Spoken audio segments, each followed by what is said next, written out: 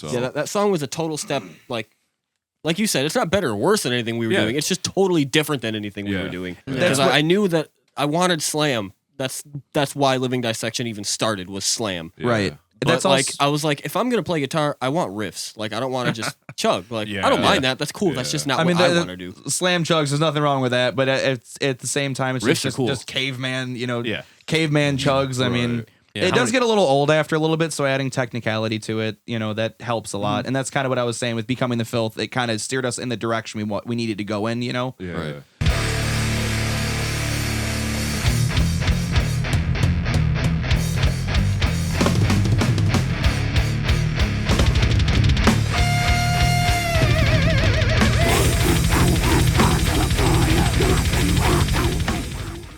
What's up, everyone? Welcome to the Metal Maniacs podcast. I'm your host, Jay Ingersoll, and I'm here with a man who barks at the moon.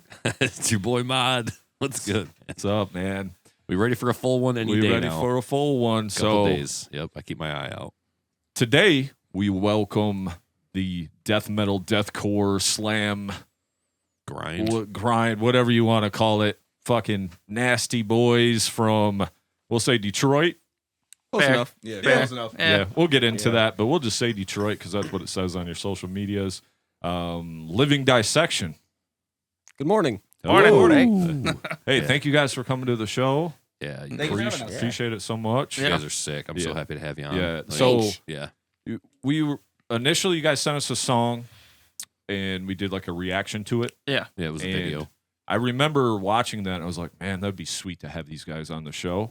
And now we got you guys on the show. So fucking thanks a lot for coming through, man. I know thanks for having us. And to think that song was 2 years ago, and now there's things are very different. Yeah. Which is crazy. Yeah. And we'll definitely get into that because I know there's been some member changes and all that, but we're going to go through everything Living Dissection today. So if you guys are ready, I'm ready. Do it up. Cool. We'll start right here, and you want to go around and just tell us your name and what you do in the band. That'd be awesome. Troy, I do guitar and vocals sometimes. Ben, I play drums. Mike, I play guitar. Jam, I make noises. Okay. All right. Sweet.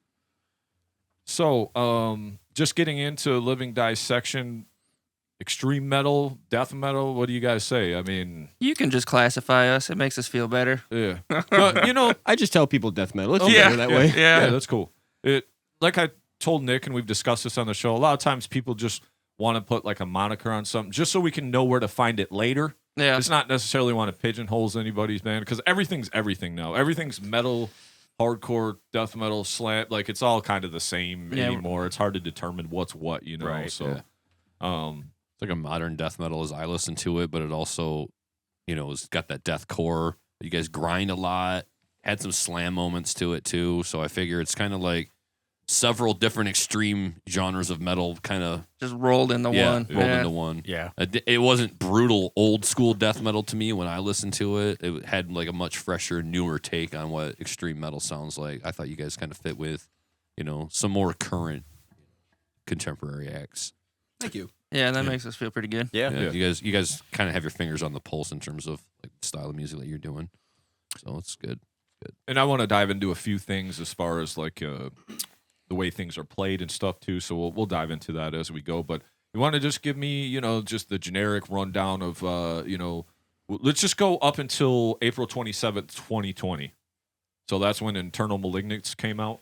Yeah. So you want to just take us to the history of the band, just getting started till there, and then we'll talk about that EP, and then we'll go from there. This is going to be a very short history. Yeah, that cool. is the history of the band. That's it. Yeah. I guess there's a backstory. Me and Ben were in a band called Cardiac Rupture leading up to that. Ben ended up leaving the band. There's a bunch of internal crap. I'm not even going to get into that. But and I ended up doing a very short tour with them, and we played with this band called Abated Massive Flesh. And they were just straight, dirty slam for like a half hour straight. And watching them for a week straight, I was like, man, I want to write some music like that. That looks fun. So we come home, and I'm like, I'm going to just start writing some stuff and practice some vocals to it. And I wrote the entire EP, along with Julian, our now former bassist. We wrote the entire thing in like 2 days. Oh, okay. And I recorded all the vocals, and he's like, hey, we should just release this. And I'm like, yeah, it's a good idea. And then we did. And I released a single, and then 2 days later, I released the EP, and that's it. Okay, so we program drums on that? Is that what that was then? Okay, I did cool. that. That was right after COVID hit. I couldn't do anything. I come back from That that was when the tour. world shut down. I come back from tour. My boss is like, "Hey, don't come back for at least 2 weeks." And I'm like, "Oh, shit, all right, I guess." Yeah. And eventually, after a few months of just me and Julian putzing around with the ideas, I was like, "Hey, I'm gonna hit up Ben and see if he wants to drum for us, and maybe we can just jam here and there, be a full band at some point, maybe." So then it was just us three for a while. Okay. And then after that's when I met. Well, I already knew Andrew and Bill, who played live with us for, I don't know, for a couple of years. Then I met Mike, and he came along, and James came along. Okay, so Ben, you've been in the band since the beginning, then, or Yes. Since after that? When it was written, and then he asked me to join. Then I've been in since then. So did you hear those drums and you're like, yeah, I got that, no problem? Yeah. Okay. Yeah. Well, I mean, you're a bad motherfucker, man. But I'm just appreciate like, if you're like, you heard that, and you're like, I could do that, no problem. I'm like, Well, damn, so- this motherfucker. So I appreciate it. That's why I asked him. To be honest, Yeah, no so shit. starting out with it, I mean, from that to what we're at now it's a different end of the spectrum for not only skill but just the style of music it is. And obviously you play the same type of music for so long, you develop certain skills that you didn't know you had, or you Sorry, it was impulsive. you try Intrusive thoughts one that time. you try to develop your skills a lot down the road with whatever instrument you play, and then that turns into trying different genres of music, playing faster, slower, more technical, intricate, whatever. And then you get into what we're at now. Like I said, the music we had before compared to what we've got now it's a completely different end of the spectrum, and to me it's almost like second nature to play something what we had for the EP compared to now, which is like you actually gotta, I don't want to sound this way, but you actually have to focus on what you're playing rather than just listen to it and play along. You know what I mean? Sure. You're like pushing the ceiling, your skill ceiling, basically. Like, I really got to nail this part. Like, Thanks, Mike. Sorry. Play hard stuff. I will be completely honest. There are times in our sets when we play, it hurts. Like, I've got to change up my beat or like what I'm playing to be able to accommodate for what we're doing. Like, it's hard to continue to just do like 280, 290 blasts the whole time, you know, for certain spots, or bomb blasts, whatever. I mean, and you know, the kick speed is stupidly fast, but I also like being able to show that I'm able to play that. It might not be like 100% consistent every single time, but I do to the best of my capabilities to be able to, you know, execute it. Yeah, you're human. So, you know. Are we I think doing so. I hope so. Yeah. We don't know that yet, but We still aren't sure. yeah, we're not. This might just be a simulation. Do you know, you bleed? don't fucking know. Heel toe. Yes. Is that the Yeah, it's technique? gotta be. Okay. Yeah. Yeah, because I was like, Jesus Christ, that's fast in some No of those other way. spots, man. And He then uses his big toe. like most other drummers that are in this type of music, really really tight batter head for the kick drum, and then I kick trigger with module, and then you have to adjust those settings on the module to be able to accommodate for your own playing. Yeah, like your sensitivity, Yes, all and, that and stuff. Yeah. everybody's going to be a little bit slightly different, you know, with that. That's why there's different settings on it to be able to match what you're doing. That's one thing in our band, Infinite Design, and then the band that I'm in now, our drummer used triggers. That was just always such a bitch to get those dialed in because something could trigger it, or it's like mistriggering or double triggering. Yep. Like, that's just such an art to finely tune that, to get that in, you know? It's such weird. a I pain. think it has to do, and it sounds stupid, but I think it has to do a lot with the, not only the head, but also what your drum kit is on. So the structure that your kit is on top of the humidity in the air can matter too. As stupid as that sounds, That's real. but if you're, hypothetically, if you're on hard concrete or wood, whatever, where it's a solid surface, there's no give to it, you're going to have the most consistent hits possible. Like we practice at his in his basement, and I'm like pretty consistent, like matching the music, but then when we play live, I'll notice a little bit of inconsistency, and I think it's because of the give of the floor. As dumb as that sounds, I mean, it's a factual thing, you know what I mean? Yeah. I mean, because those triggers have to be somewhat sensitive because how fast that beater hits. Yes. So if you introduce any little vibration in there, it's going to affect it in a certain way, you know? It's When just I always like such to snare bomb a lot too, so that happens as well. Like the trigger will go off. We had a show one time. I don't remember when it was, but the sound guy was telling me that the trigger was going off when I was snare bombing. I hit too hard. I hit way too hard, and Then I hit slightly lighter, and he said, "Okay, we're good." And then I kept hitting hard throughout the whole set because I'm a difficult person sometimes. Well, Not sometimes. It's all the time. I know. Yeah.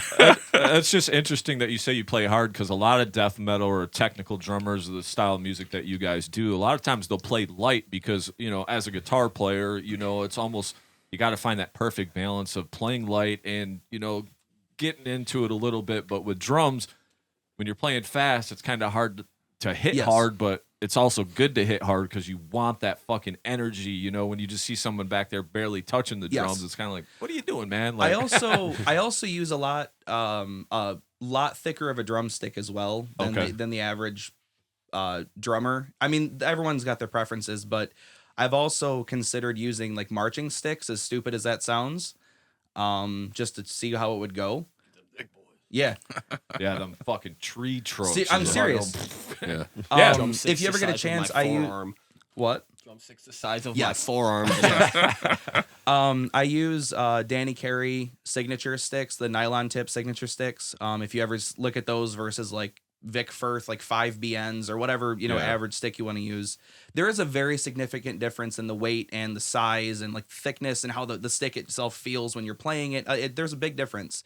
And I don't know. I was just trying to find something to work to work correctly. And then over time, you're so used to the light sticks, you try to play how the other sticks were. Then you got to accommodate yourself, and it's difficult to adjust to it. You ever break some of them big fat boys? Every show. Yeah. No matter how thick they are, you'd be breaking them. Our very first show we played, the first 2 hits was 2 broken sticks. Damn. Brand new. We played down where we live. There's a place called the Russell Industrial Center, and that was our very first show. It was like, what was it, 3 stories up? It was like an abandoned warehouse kind of thing. Oh, it was the 3rd story. We had to carry everything up 3 flights of stairs. And there was about 100 people, or what was 100 people in like 1,000 square feet or something like that. It seemed like a lot. 1 window, 1 fan. It was bad. Yeah. It was a lot of fun though. But yeah, our first two hits at the time we were playing our EP, and the very first 2 hits were just break, and then went into the song, and I had to switch out my sticks like within 2 seconds. It was also like first show jitters and stuff like that, of course, but probably hitting harder than you ever hit in your entire life. Yeah. Trying to make an impression. No microphones hooked up or anything, just go for it. Yeah, set up and play. Yeah.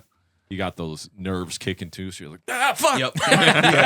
God, I was terrified that show because when we started the band, I was the vocalist, and that was my first time ever doing more than just a couple lines of backup at a show, and I was like, oh man, I'd never been nervous for a show like that. And I was like, I don't even know why. We played with all our friends, so like, I don't know why I was worried about it, but ended up being sweet. Yeah, you got to talk between songs too. It's yes. Like, damn it. Luckily, I didn't say too much. I was like, oh no, we're just gonna. Oh, and then at the end of that show, my in-ear monitors cut out, and I lost all audio in them, and then that was. I don't know. I don't remember what happened. Do you remember what happened after that? Oh yeah, his in-ears went out, and then he stopped playing, and we were just looking. It was the very last, like the big build-up breakdown into like the very last big part of the set, So like, he just stopped playing. He's like, my in-ears cut out. And we're just like, what do you? He's like, I can't hear, and I was like, just do a 4 count, just jump us back into it. And he's like, all right, I'm 4, and then we just jumped back into it, and I thought, like at the time, I was like, this is going to not go well. And it ended up somehow being the most hype part of the entire set. Hell yeah. It was just a simple 4 count into this just dummy, stupid breakdown. Nice. It was sweet. So did you record that like all at your house then? Just like DI, the EP then? During COVID, okay, yeah. Cool. All right. Everything that we have released, except for Becoming the Filth, was done at my house. Okay, cool. And then we move into July 1st, 2021, where we have A Ghost in Flesh. And that's still the 2 of you guys? Yes. Okay. Not introducing these fellers yet? Not yet. And then, so tell me a little bit about that, because I'm curious to know, because you guys got to have more than 4 songs, right? Yes. Because you guys have like 4 songs out in the EP, that point, right? We had the EP. Yeah. Oh, yeah. There was a lot of like experimental songs between the EP and even just Becoming the Filth. Okay. Ghost in Flesh, we were kind of trying to build off the EP, and that was one of the times when Ben just hung just came over to hang out. I had just moved into when we wrote that, I had just moved into my first house, like by myself with my girlfriend, you know? So he's just like, man, I got this like pattern in my head. I've had it in my head since like the Cardiac days. I'm like, okay, well, what is it? And it sounds goofy, but you guys being in bands will probably understand this. I sat here with my guitar. He sat right there. And I was like, just give me the pattern. I'll try to like just figure something out. And he goes, dun dun dun dun dun dun. He's like that. And I was like, well, keep doing that. And we just sat there for like what felt like 10 minutes. Him just doing that and me just going like this on the guitar, trying to find something. And then after that, the song just kind of came into place like, 2 or 3 days or something, like whatever. That day. Yeah. I think we wrote the whole thing just in that sitting. And you were just like, and I was just like, Ben, this is your song. What do we do next? And he was, every time he's like, what about a breakdown? Or what about a riff like this? Or what about a part like that? So that's Ben's song. We credit him for that one. Hey, that's pretty sweet. He picked the theme. I wrote the lyrics and had the title. I had that like just a list of just song names. Right. And after he gave me the topic, I was like, Ghost and Flesh could kind of work with that theme. That's kind of, it just works. Hell yeah. And then me and him sat down and I purposely chose like the goofiest, like pickiest lyrics I could just to sound super wordy and obnoxious. Being the theme of the song, which is like, you know, mental health and like, you know, suicide related and stuff. It definitely, I feel like the repetitiveness of the song kind of ties in with how certain things go on in your head where it's the same consistency over and over and over, like negativity. You know what I mean? Yeah. So that I feel like that works well. I don't know. I mean, it's a song now, but I'd never thought of it that way, but that actually makes perfect sense. And then if you lyrically, now I feel bad about complaining that it was repetitive. No, that's kind of the point of, you know, with it being so repetitive and it's just the same. It's just, you know, I don't know how to word it. It's just repetitiveness, the consistency of the same riff over and over and over. And then like when you're dealing with that kind of thing and you're like, oh boy, here we go right, again. And then you got of course how a song is, you know, structured and everything. Then the build up at the end is, or the final lyric is, you'll never leave here, you'll fucking die here. And it's just, I don't know, it's very mental related. I don't know. Love it. Yeah, if looking at the lyrics, it makes more sense. I'm sorry, I'm not very good at explaining things. No, that's okay, man. That's okay.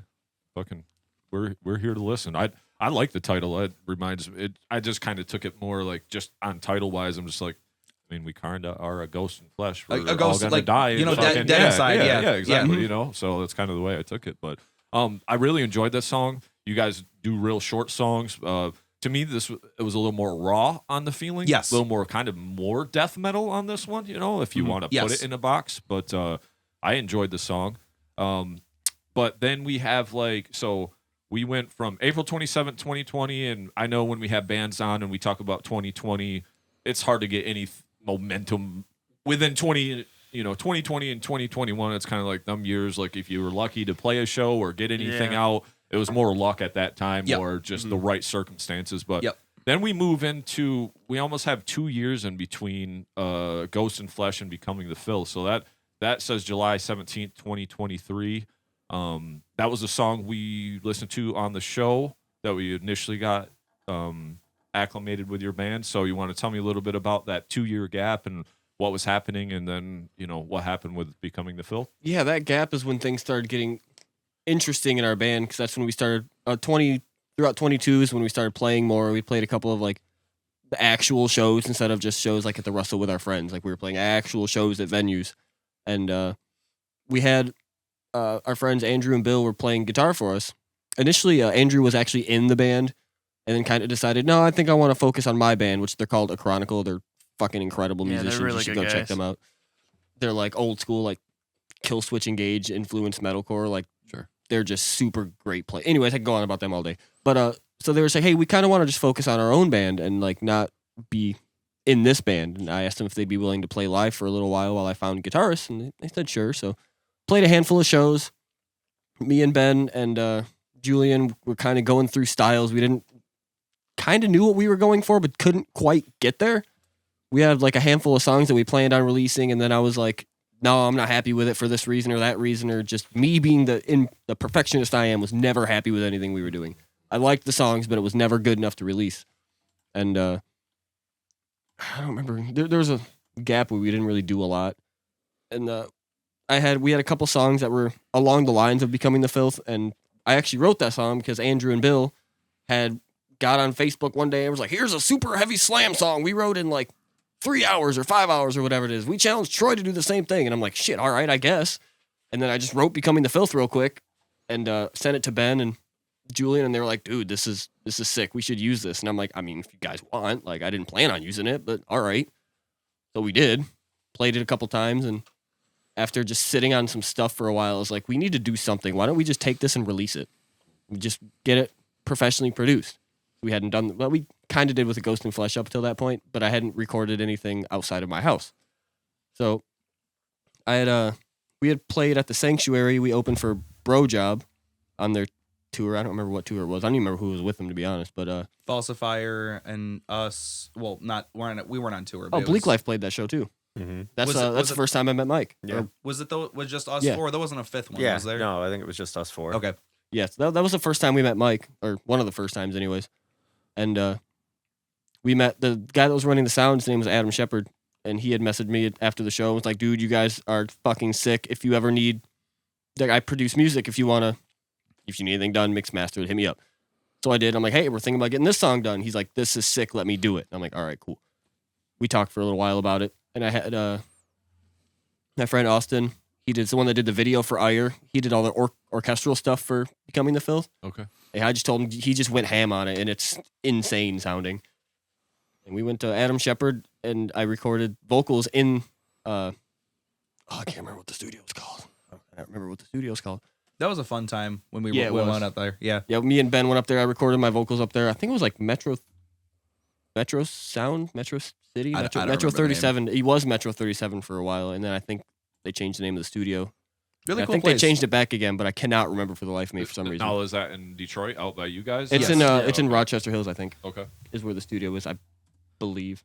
But yeah, Adam did that, and that was like the only song we really had that took that approach. It was because it wasn't really meant to be ever released or played. So it just got stupid, heavy, and slammy. And then that, I feel like since that kind of didn't give us our sound, but it sent us in the correct direction to get to where we're at right now. Yeah, that one we learned a lot with that one because I was like, that was one of the only songs we wrote in drop D, like D1, like 8 string.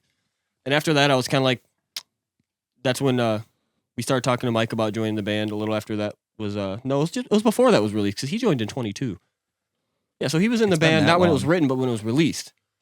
So yeah, so after that's when we started going in the more direction we were in now because we started telling Mike like, hey, you can write songs too, and he's like, all right, bet, here's a whole album. Said it a week later, you got 15, 20 songs, whatever it was, and Just give him 20 minutes. He'll have stuff for you. basically, yeah.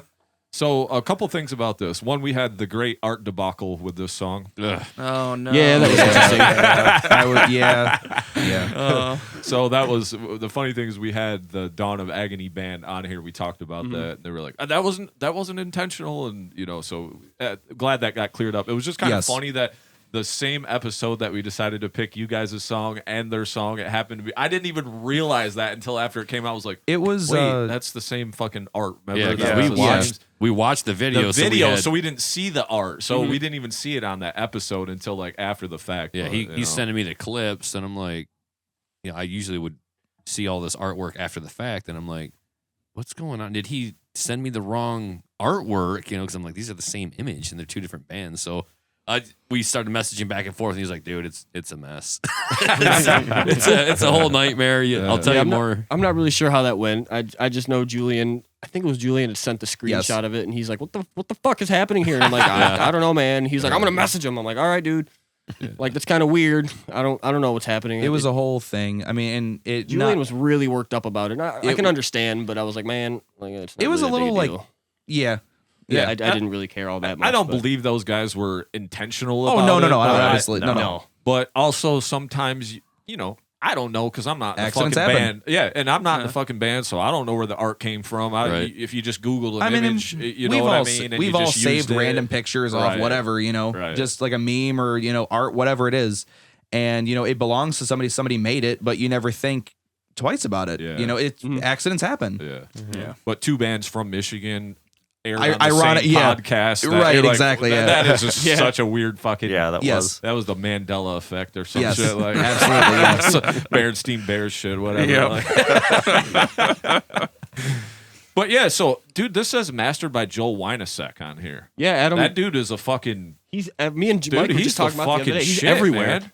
He's everywhere, and everything he does is great. He does like all the big rock bands and shit. I think he just did some shit on the new Machine Head album, like actually did some like production, orchestration stuff like that. But like that Joel Weinasek dude, because he's affiliated with what the fuck, like Joey Sturgis and then E.L. Levy. They had a company together. What the fuck is it called? Something about mixing and mastering or whatever. But they were all kind of in it together, and that's kind of how. But Joel Weinasek, he's the shit, man. He knows what he's doing. So, but that was a cool song. You guys did the video for that one, and you guys all had like the cloaks, the cloaks. Yeah, for becoming right? Filth. Yeah. Now, Mike, were you involved in the video then for this? Yeah, that's kind of how I got into the band. Was through the videos. It's an interesting story. So I was playing in a deathcore band at the time called Bleak Life. It was pretty short-lived. We only played a couple of shows. We released an EP, but halfway through that band's life, we needed a new drummer. And our singer Dylan, he had kind of known a lot of people in the area. He brought Troy on board. So as that band was kind of starting to die out, Troy had mentioned he's got another band, Living Dissection, and that they were going to be shooting a video, and they just needed someone to fill in, in the video. So I, threw my name in the hat, said, hey, I'd love to do that, and if you guys need another guitar player in the band, I'd be happy to come on board too. I checked the stuff out. I was like, this is pretty cool. So that was actually kind of how I came into Living Dissection, was through just, being in that video. Okay. Interesting. So with that video, you guys kind of had the cloaks on. Then I seen another video of you guys. It must have been a Halloween show that you were kind of like dressed up and shit. That was right around the same. Yeah. Okay, it was around the same time. Couple months later. Was that just like for that? Like you guys aren't wearing the cloaks, and obviously I seen the live videos. That wasn't something you guys were gonna. That was just a one-off deal. Yeah. Just for the video. Yeah. Then, okay. Yeah. It was just to be like, this is our first show after the videos. The first show with Mike. It wasn't really a show. It was just a Halloween party. Yeah, but yeah. It was a fun show. Let's though, go to be ahead and do honest. that. It was Why a not? really fun It show. looked like a banger. So It was fun. Yeah, I was just I when I seen that though, I thought it was awesome because the video when you guys were all in the cloaks and shit just like really set that video off, kind of set it to the next level. And you're playing guitar and singing during this time. At the time, I was, yeah. Okay. Not in the video, I wasn't. Yeah, 'cause, but at look this a little time goofy, you but- were, because yeah. even at that Halloween party, you were playing guitar and singing, right? Yeah. Yeah. Okay. Cool. That was about the time We- that Bill and Andrew were like, "Hey, we want to do our own thing." And then We Mike, also had 3 guitarists at that show, which was Yeah, we wild in like a 20 by 20 garage. Oh, That was no shit. yeah. yeah, Okay. because Bill's It was band, Bill, yeah. A Chronicle, also played that, and he was like, "Hey, I just figured it'd be sick if I played with you guys like one last time. I'm already here." And I'm like, "Well, I brought my stuff to play, but yeah, let's just run 3 guitars. Fuck it, Okay. whatever." And it was wild sounding. It was, and then, Because and we then didn't practice with the 3 of us at all, just me and Mike. So I don't know what Bill was playing differently than me and Mike, but It all there was worked parts together where so it worked well. really well. So Yeah. And that's the best time to do something like that. Is that like in a garage at a Halloween Yeah, party? yeah. It's like that was also the Well, no. first time I used a kick trigger, which was really it was interesting because I didn't know what I was doing for setup and everything, and I had to panic. We had like 10 minutes that we were playing, and then I had to panic and set everything up, and worked then out. what? it worked out. It worked out for the most part, yeah. And then another little story branch off. That's the first time James did vocals for us too. oh really? Because we played a Ghost in Flesh, and no, you did a Heap it of was Rotting Dead. at Heap that of time. Rotting Dead. I did the guest spot for Heap of Rotting Dead. He just we'd met like a month or 2 before that. Yeah. Through some of our close friends, and he was like, "Yeah, I really want to just be in a band with the homies and just play heavy music." And I'm like, "Well, come on stage and on garage."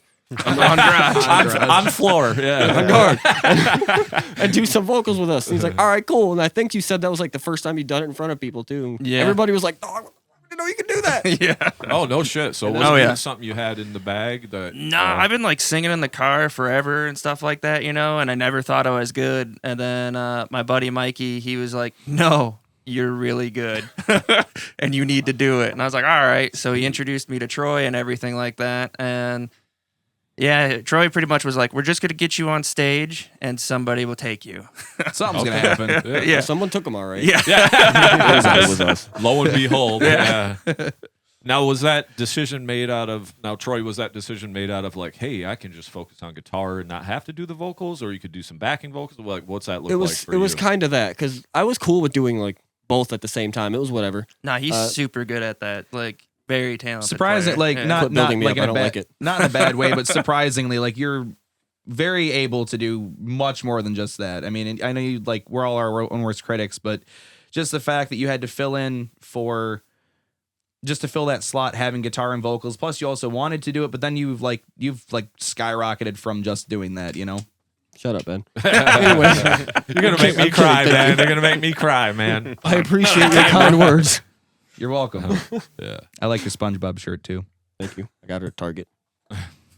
But so around the springtime, we had really started working on a lot of the songs that Mike brought to us because it was like melodic death with like a little bit of tech and like a lot less deathcore and slam than what we'd been playing. right. Yeah, And at that point, I was like, I gotta like step up my game. Like I gotta do something different vocally because all I was doing at the time was just gutturals. It's the dumbest shit I could do. And I was like, okay, so I really want to do something else, explore some highs, do this, do that, and get a little better with my guitar, or I can do both at the same time, a little better and stuff like that. And we played with the Enterprise Earth tour they did at the end of April, and then we did, or middle of April? I don't remember the days. And end of April, the 28th. I should know that. I was just about to say, yeah. And then we did Chaos and Carnage like a week or two later. We've got a story And about at that time, I don't know if I had like a respiratory infection or something, but like I couldn't breathe, I couldn't catch my breath. Plus, me and my brother had this habit up until then where we just wrestle like all the time, and like we were like 10 years old again. And he had me in some kind of hole, and he rolled me over and rolled his knees right through my ribs. So there was something going on there. I couldn't even sit up in bed. I had to like pull myself out of bed. It was rough. Something did something all right. So around that time, I was doing these shows, and I couldn't even catch my breath. And I ended up like blowing out my voice after Chaos and Carnage from being sick and just doing too much, essentially. So that was a big bummer because like we were pushing for these new songs real hard. Like we were practicing them, and we were gonna start recording them, and I was recording my vocals on them already and stuff. And I was like, all right, just give me a little bit of time. Like I'll be all right in a few weeks. And a few weeks rolled around, and I just could not find my voice again. I don't know if that was me doing something wrong or just blew out something, hurt something. I don't know what I did. But at that point, I brought up to these guys, and I'm like, why don't we just have James do it? He's been wanting to be in a band forever. He hangs out. He knows the songs already just from hanging out with us. Yeah. I brought it up to James, and he was like, hell yeah. And it was like a seamless transition. I was like, all right, I'll just do guitar. I'll do some stuff here and there as I get back into doing vocals, and you can just be the vocalist, and that's fine with me. I mean, and that's how worked out. Were you going to say something, James? No. I was just laughing. Okay.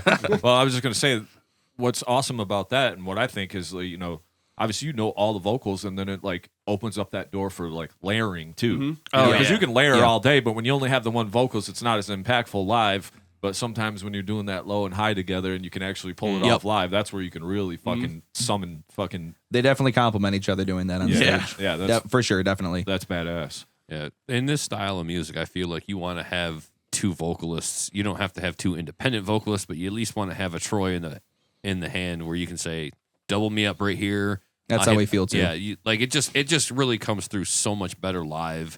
Like on Wax, it's great. You do whatever you want on the album, and like make it over the top incredible. But live, I want to hear the two vocalists. It just it hits so much harder. So that's cool that you guys got that going for you. And then we move into 2023, July 17th. I'm sorry. We move into December 6th, 2024. So just a handful of months ago here. So there was about, what is that, like almost 18-month gap between the Becoming the Filth and the Ire of the Rotted. Yep. So we originally, when we were working on the songs that I was talking about, we originally wanted them out like before the summer was our plan. Because like we played in spring. I was like, all right, I can crank out these songs. We can have another release by the summer. At least that's what I remember anyways. But anyways, so then that's when James came on, and we were like, all right, let's give James some time to adjust. Me and Mike are still writing all sorts of stuff, trying to find like our sound. Because like I love the songs that Mike was putting out or giving us, but I was like, I still want that like extra slam element or whatever. So me and Mike are like throwing ideas back and forth for the last like year, probably, where Mike would write a song and it'd be super sick and melodic, and then I would write a song and it would be just a bombardment of just bullshit. Yeah, just all crazy semitones and. Just some stupid riffs where Mike just goes, what the hell was that? And then Ben goes, how am I supposed to play that? And then James goes, oh, sick. That's basically every one of our songs that we've got. And then it morphs into what we've got now. Yeah. So Ire was actually a song that was actually the only song we have that all four of us, before we had that song done before James joined, even James contributed to it. Yeah. All four of us, me, Mike, Oh, Ben, yeah, I forgot and about Julian, contributed to that song. That's the only song we have where every single member contributed to it. Okay. And then James was gonna do the guest spot at the end over that breakdown. That was originally gonna be James's guest spot for that. Yeah. And then he ended up just Doing joining the whole anyway. So song. that is the only song that we all five collectively and probably equally contributed to. Well, that's So that was kind of like the given. Like, this is like where we're going. It's melodic, it's heavy, it's slammy, it's a little technical. It's got like a guitar solo in it. It's pretty much every single thing that we're doing in one song. So that was just kind of the no-brainer. We need to release Ire. Yeah. so that was another song we reacted to. Yep. 'Cause that was sent to us again for another reaction video, and I remember listening to that, and I distinctively remembering the difference between what was sent before Becoming the Filth. Because Yeah. to me, when I heard Becoming the Filth, I'm like, sweet, pretty polished, like slam. You know, not just all gutturals, but like I was completely impressed. But then when we heard the Ire of the Rotted, I was like, okay, now we're getting into this more technical, more melodic era. And then I guess it now makes sense that, you know, Mike joined the fray, and, and now it kind of becomes that. And listening, Troy, to what you're saying, it all makes sense. But in my mind, I was already hearing that because I was expecting maybe what we already heard before. Down the But same line of that, Yeah, you know, Becoming the Filth. this is like a step in a different direction almost. Like, I wouldn't say better, but I wouldn't say worse either. But it was like, that's what to me, I was like, this is more like melodic death metal almost to me, you know, with some of that nastiness. Like, it really blew me away. So I don't know. Thank you. I was fucking impressed. And the video that you guys got for it, like the lyric video with all of the animation and all that shit. That was like, really that cool. thing was fucking badass. Austin did a fantastic job on that Yeah, video. fucking Sweet. awesome, dude. That was amazing. Yeah. We were both blown away by that. So Yeah, that song was a total step, like you said, it's not better or worse than anything we were doing. It's just totally different than anything we were doing. Because I knew that I wanted slam. That's why Living Dissection even started, was slam. Right. But That's like, also, I was like, if I'm gonna play guitar, I want riffs. Like, I don't want to just chug. Like, I don't mind that. That's cool. That's just not what I want to do. slam chugs. There's nothing wrong with that, but it's at the same time, it's Riffs are just, cool. just caveman. You know, caveman chugs. I mean, Yeah, it does get a little old after a little bit, so adding technicality to it, you know, that helps a lot. And that's kind of what I was saying with Becoming the Filth. It kind of steered us in the direction we needed to go in. You know, Yeah. Right. Yeah, that's like, how many riffs can you come up with on 1, 2, 3, and 4? Mike over here with all the stuff you make us. Yeah. So How many can I come up with on one fret? And we'll get into that here in just a second. And then so that was December 6, 2024, and then we turned right around, or a pretty fast turnaround for, you know, compared to the other songs, Fear Not, For the Plague, Lord Provides. And that just came out April 25th, 2025. 2-minute banger. And I'm assuming now this is where, James, you're really involved in the project now. Yeah. Are you writing lyrics now? I would say I probably write like 90% of them. Okay. You know, Troy throws in ideas, and I think on the projects we're working on right now, I think he has some stuff still on it. But no, I write a lot of it, and you know. Now, how does that fit with the theme of him writing compared to kind of what the original idea was? Because obviously you being the guy that was writing the themes, and then, you know, like, are you just like, hey, go ahead and do your thing? Or, Yeah, pretty much. I'll just send a song, and I always put a title on the song, and it's usually just whatever I'm thinking about or doing at the time, or whatever game I'm playing, or this or that, or whatever. And send it when I send it, and James is like, I got something that'll work for that.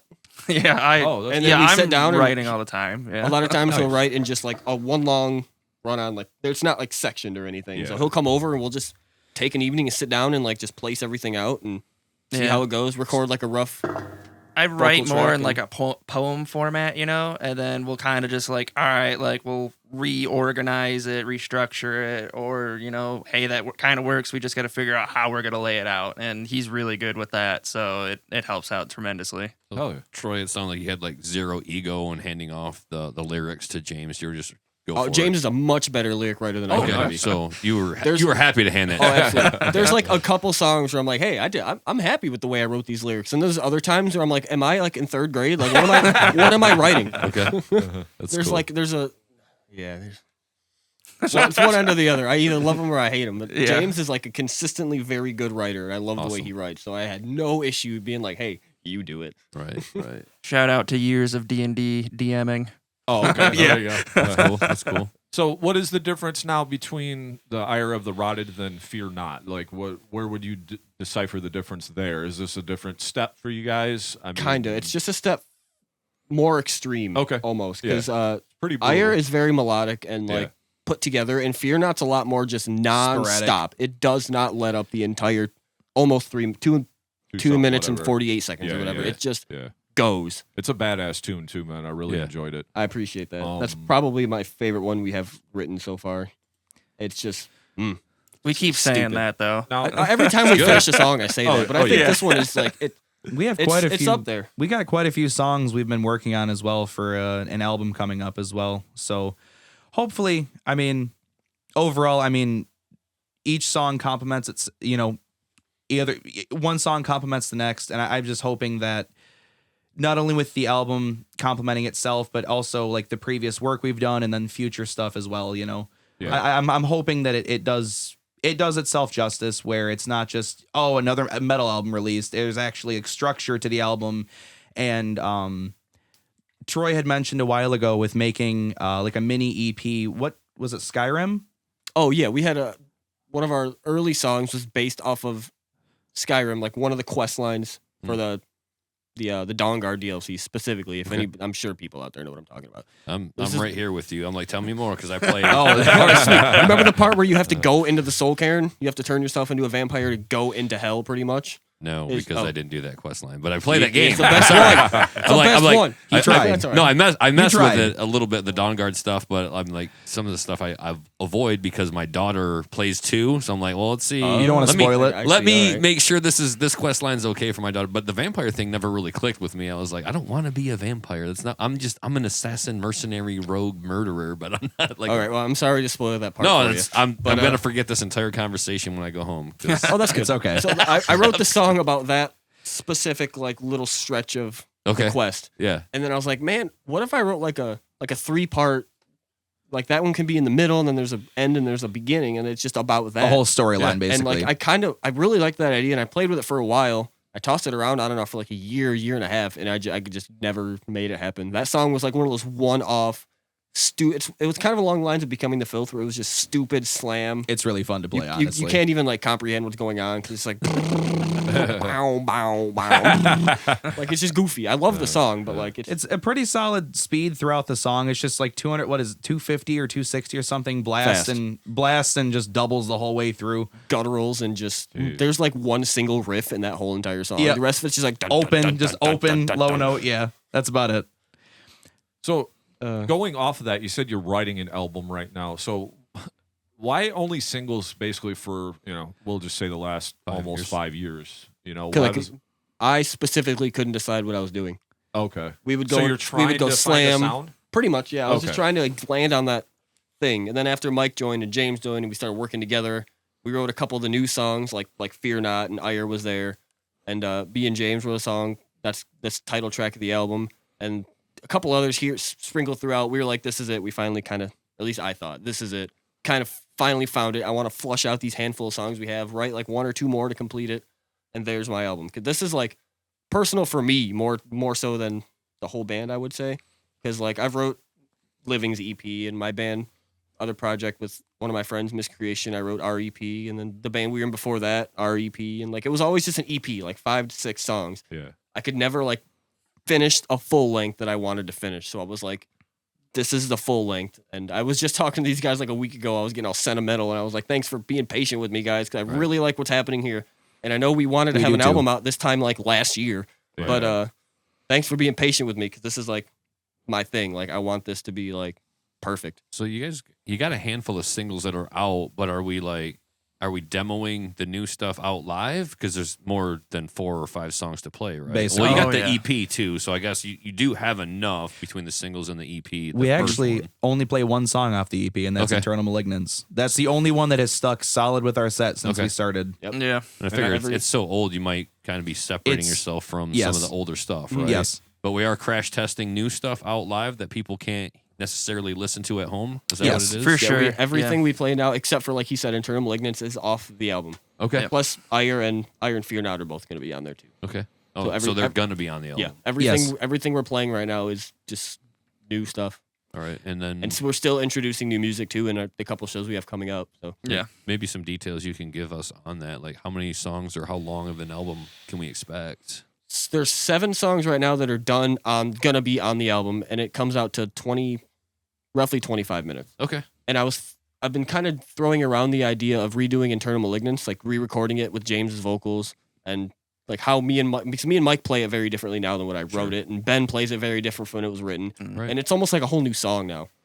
So Plus I threw around the idea of like re-recording that and just having Internal Malignance 2025 as like the last song, but I'm not really sure if I want to do that.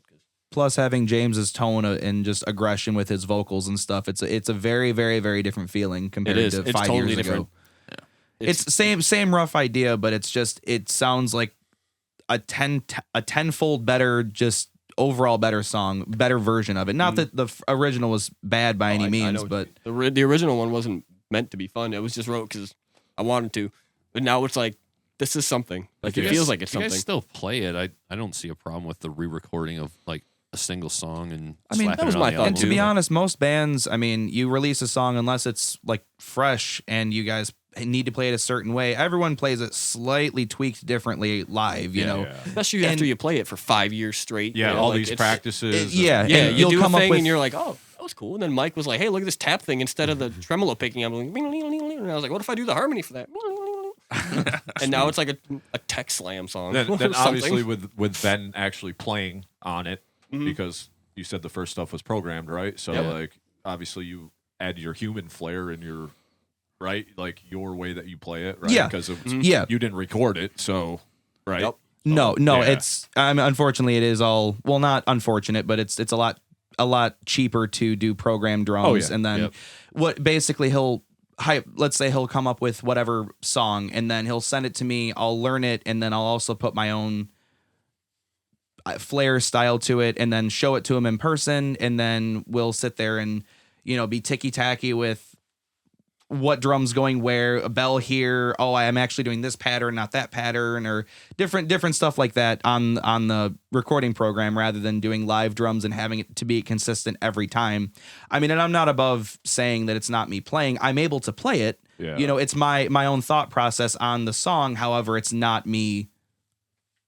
in the studio. Yeah. Yes. Yeah. When you produce everything yourself and you don't It got is all money done- for yes. a studio, sometimes you gotta It's make all- do. Hey, I'm not above that. It's also a lot easier to send files back and forth to each other rather than, 12, 14, 16 hours continuously trying to do the same, 3 to 5 minute song over and over and over. And you've got to time it correctly. Oh, this part was messed up. So I have to go back and do just this 4.5 seconds. You know what I mean? yeah. We It's, know. we've had plenty of bands on too that have done that, so there's It's- no shame yes. in the game. No, not at all. This is where we're at nowadays Yeah. too, because we have the drum programs that sound good enough to do that. It'd Yes. be different if it was some shitty 15 years ago, just some shitty Ross, Boss Oh, drum yeah. machine. Boop, goop, goop, goop, goop, like now you can't even fucking tell. You got Superior Drummer Speaking and of all that- these different, Not to cut away from the band or anything, but that's how the original Cardiac Rupture EP, that's exactly how it was written. Yep. Like the raw, rough demos, that's exactly how it was written. on Just that a, drum machine. Yeah. Yep. Yeah. Not a That was- program, like a legit drum machine. Yep. Yeah. Me and Ben sat down. That's around the time I met Ben was through Cardiac Rupture, and we sat down with their vocalist and we just I think this is what's going on here. Does that sound right? Yeah, that sounds And cool. then- And then we ended up being pretty spot on because Yeah. their guitarist, also named Julian, awesome dude, was like, yeah, this is sick. Thanks, guys. Nice. Anyways. So, was you gonna say something? No, so Oh, anyways, okay. we got kind of Okay. got off. Hey, topic no there. worries. Yeah. So, what is just can you dive in then a little bit about the writing process, how it's changed, and if Mike, you want to pipe in kind of what you're bringing to the table, because it sounds like your style was a little bit different than Troy's. So, Yeah. when you're added to the fold, you want to just tell me a little bit about that, Yeah. what that looks like. You jumping in and writing too. Yeah, my writing style is definitely a bit different than Troy's. Mike's also a writing machine. Yeah. I Yes. write a lot more, I guess, tech death and prog kind of style, and so it was interesting to try to mesh that with what Living Dissection was doing at the time. Because when I joined, it was more of like deathcore with some slam elements. So we've kind of been trying to meet in the middle with that. So Troy will kind of write some riffs, or he'll have a song, and then I'll be practicing it, and I'll think, oh, this would be cool if we did this part here, or if we threw this in. And so then we just try to kind of mesh everything together to kind of get whatever the mix of that would be. Perfect example when we were 2 examples actually just in the last 2 months when we were doing Fear Not. We were finishing it up. I had the mix literally done, and then there was one part I can even point it out in a recording where I was playing something. It was really fast. It sounded more complicated than it was, but it was just back and forth between like a couple notes. And then Mike was like, "What if we were at practice one day and he started just doing this crazy like back and forth like that?" And I'm like, "What are you doing?" And he's like, "We should do that." And I'm like, "That sounds sweet. Let's do that." And then the next week he's like, "I have a better idea that sounds cooler, but it's like easier to play and pull off." He's doing all this tapping stuff, and I'm like, "I already have the mix done. Like, it's done. The song's written." He's like, "Well, we don't have to." And I was like, "No, we have to now." That's a perfect example. And even one of the ones that me and James finished recently, I'd started writing it like 2 years ago, and I could never like be happy with the ending, so it kind of got curved. Picked it back up again recently. We finished it, and the riff itself was already really weird. That whole song, the first half of that song, it was weird to me because I don't know much about the technical aspects of music, the time signatures, and the this and that.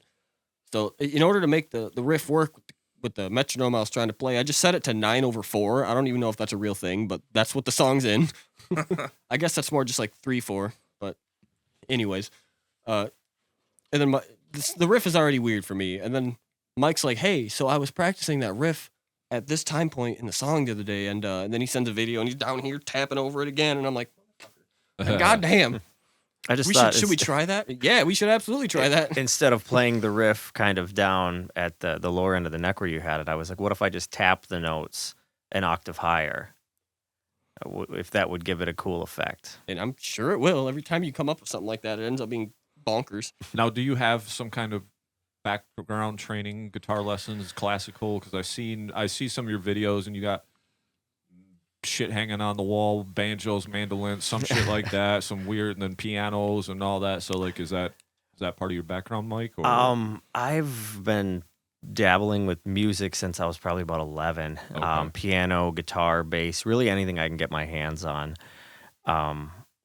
So I try to incorporate a lot of those different things, and a good 80% of my time playing music has actually not been playing metal. Played a lot of like classic rock and blues, and did some jazz, a little bit of classical. I would just try to dive into these different genres and learn some of the playing styles, learn some songs. So yeah, I've got a lot of that stuff at my disposal at home that I'll mess around with. Piano's another one I've always enjoyed playing. Yeah, I don't know.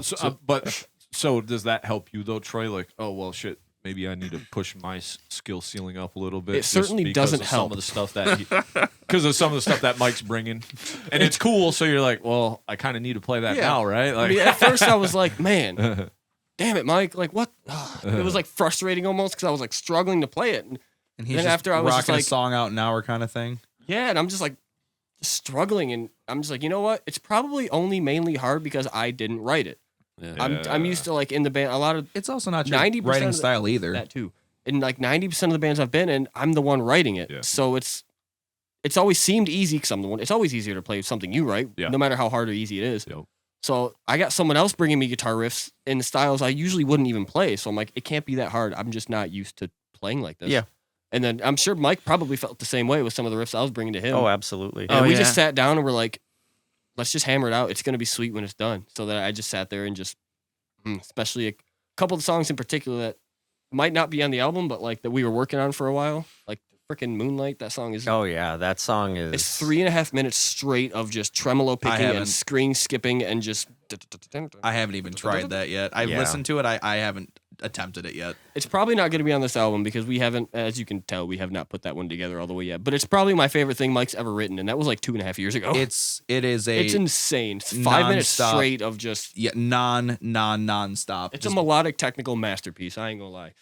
There is like no breaks in it, and any type of break is just 3 to 5 seconds maybe, and then it just goes back into whatever chaos that you decided to make. You don't need more of a break than that.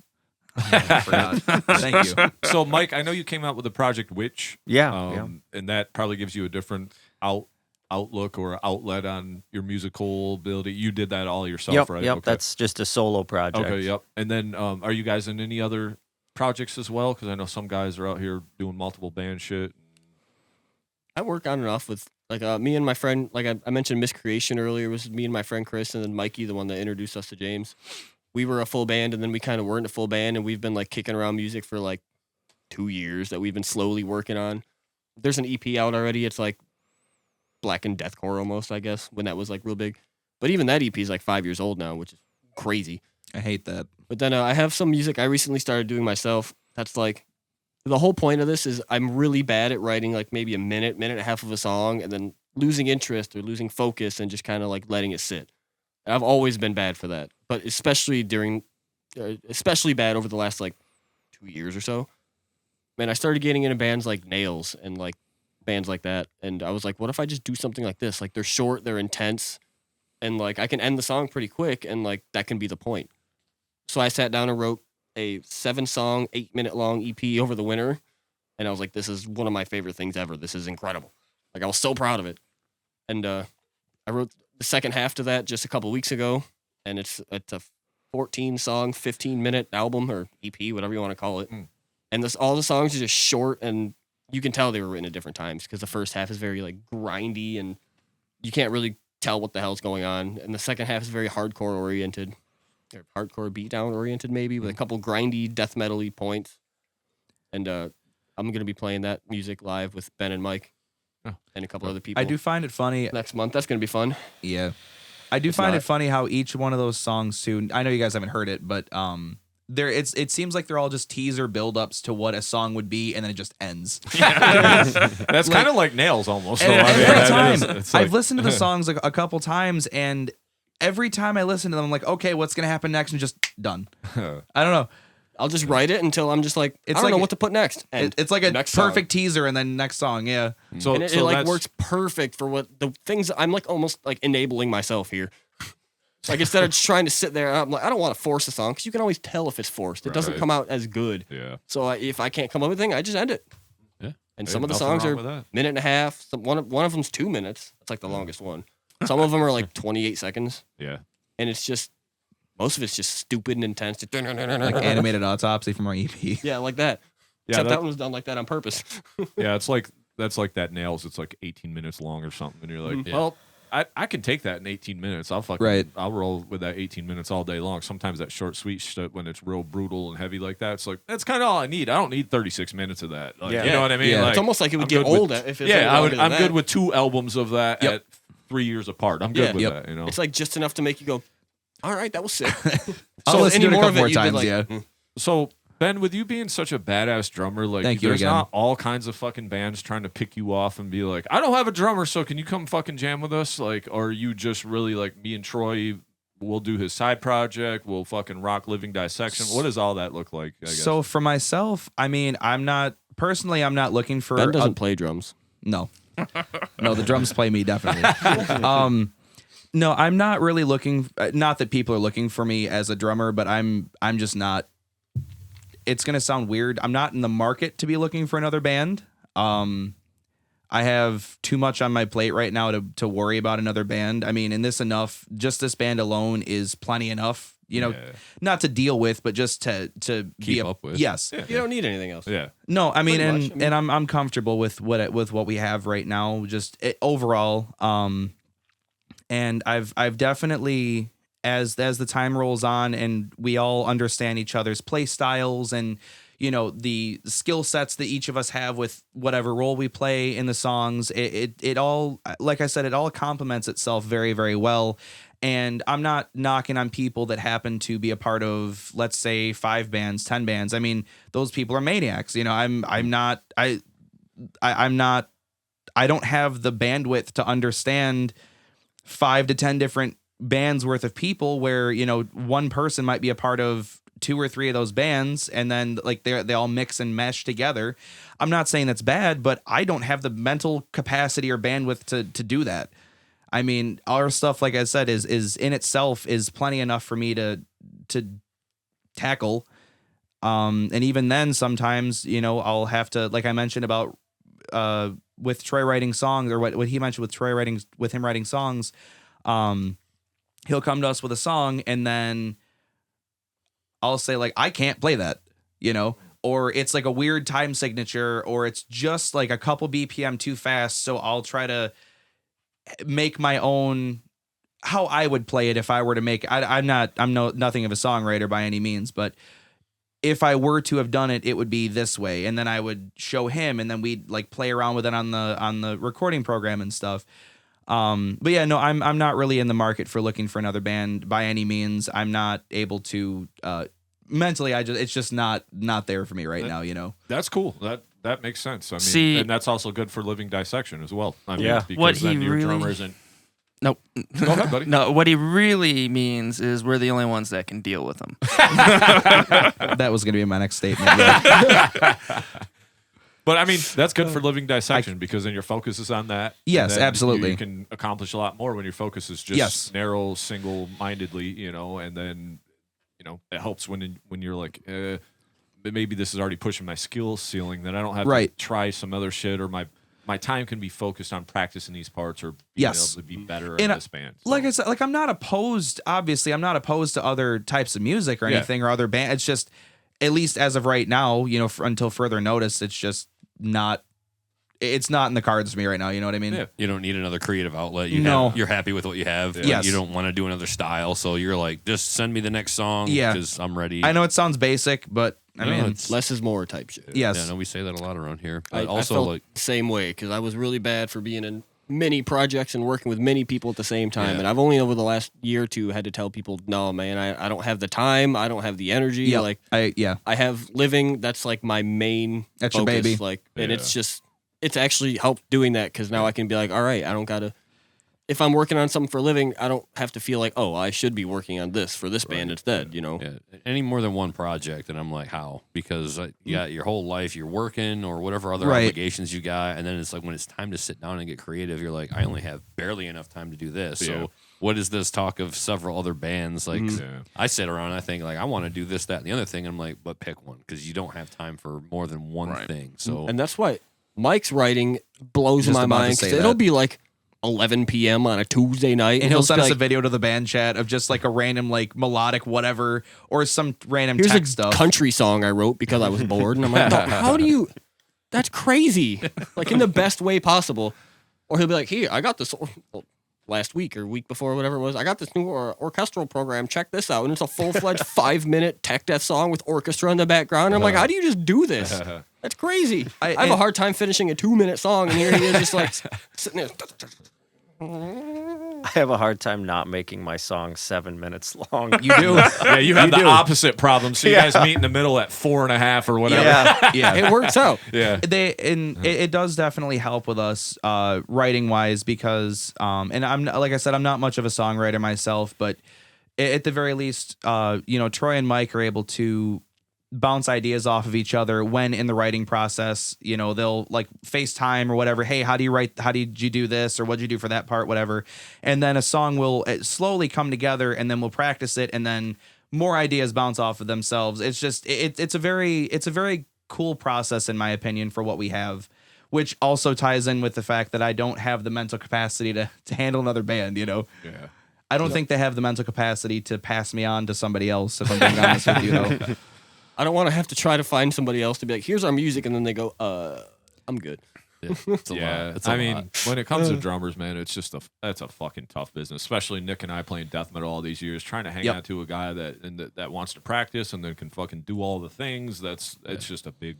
And I mean, might be easier where you guys are from, the other side of the state, where there's more people and more musicians. Over here, where our fucking pickings are slim. You got dudes that are in 3 bands because they're the only drummer. You know what I mean? Because you have to share them and that sucks. Then you're like, can you play this show? No, I can't because I'm in this band and we're doing this and that. And they some bands have that bullshit. Some bands have members from all over the U.S., all over the country. Wherever, and they all have to fly. They have to fly in without even practicing with each other, and then you got other people. I mean, that's dedication. But then you got, like you said, people that you can't even keep. That are local to you. Yep. Yeah. And I want to get into the practice thing, but right before we get into that, now, Mike, how do you guys decide if you're writing so much? How do you decide what's going into LD? or what you're showing them, like, hey. Yeah, I try to write a little bit differently when I'm writing something that might be a living dissection song compared to something that like I might use for Witch. Different tunings for one. All my Witch stuff is on 6-string. LD's 7-string for the most part. We did some 8-string stuff before. Becoming the Filth. Yeah. But now we're just kind of strictly using 7 strings.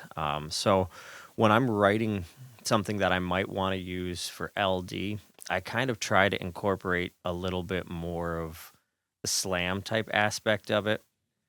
I'm not much for writing breakdowns. It's just not something I've ever really been good at. So that's not an aspect that I can really throw in when I'm writing. But I try to take some of the more melodic stuff that they've done or that Troy's shown me and try to write kind of in that style. Okay. So I know they mentioned kind of how I threw together a whole album.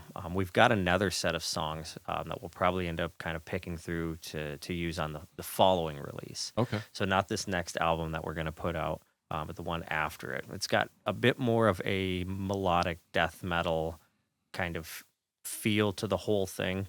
It's a lot more put together and, dare I say, mature. Okay. Like, it's a lot more well written, I guess, as opposed to like a lot of the stuff that I've done that's just nonstop bombardment of intensity. Mike's stuff is put together and like thought out, and got some structure, I don't know how else to put it. Some organization, some Yeah. structure, Good way to put it. some ebb and flow.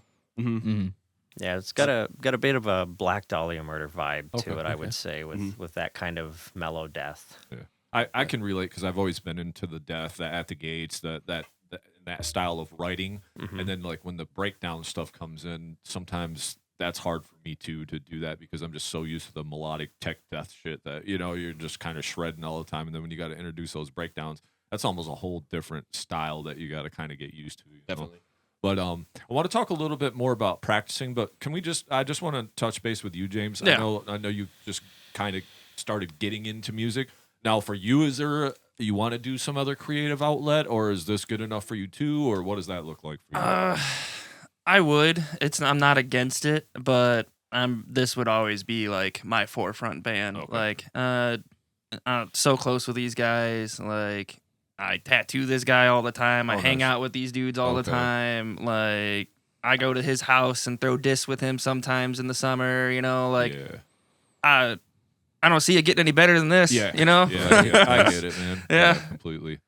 Especially if you got free reign to do whatever you want with your vocals and you're able to write as well. Yeah. I think that's a big thing. If Troy was just like, no, can you sing these lyrics here for me, James? And you're just like, well, it's not a problem, but if you don't have any of that creative outlet, that's when maybe you start exploring the side project, But I think kudos to you, Troy, for like saying, hey, this was kind of my baby, been involved, and then all of a sudden now you're like, hey, Mike's got songs. We can really incorporate this as a band instead of the Troy show. You know what I mean? This, like this that's grew super very cool. quickly into something that was more than just me writing goofy slams. Right. As soon as we started, really, I mean, almost as soon as Mike got involved. I mean, like with Ben and Julian and Andrew and Bill in there a little bit, like it was more of a band, but especially after Mike started coming around a lot more and hanging out and joining the band, and we started seeing his writing style. That's when everything was. I was like, wow, this is like bigger than just me. Like I couldn't write anything while Mike was writing, and that's what I was gonna add too. Is that like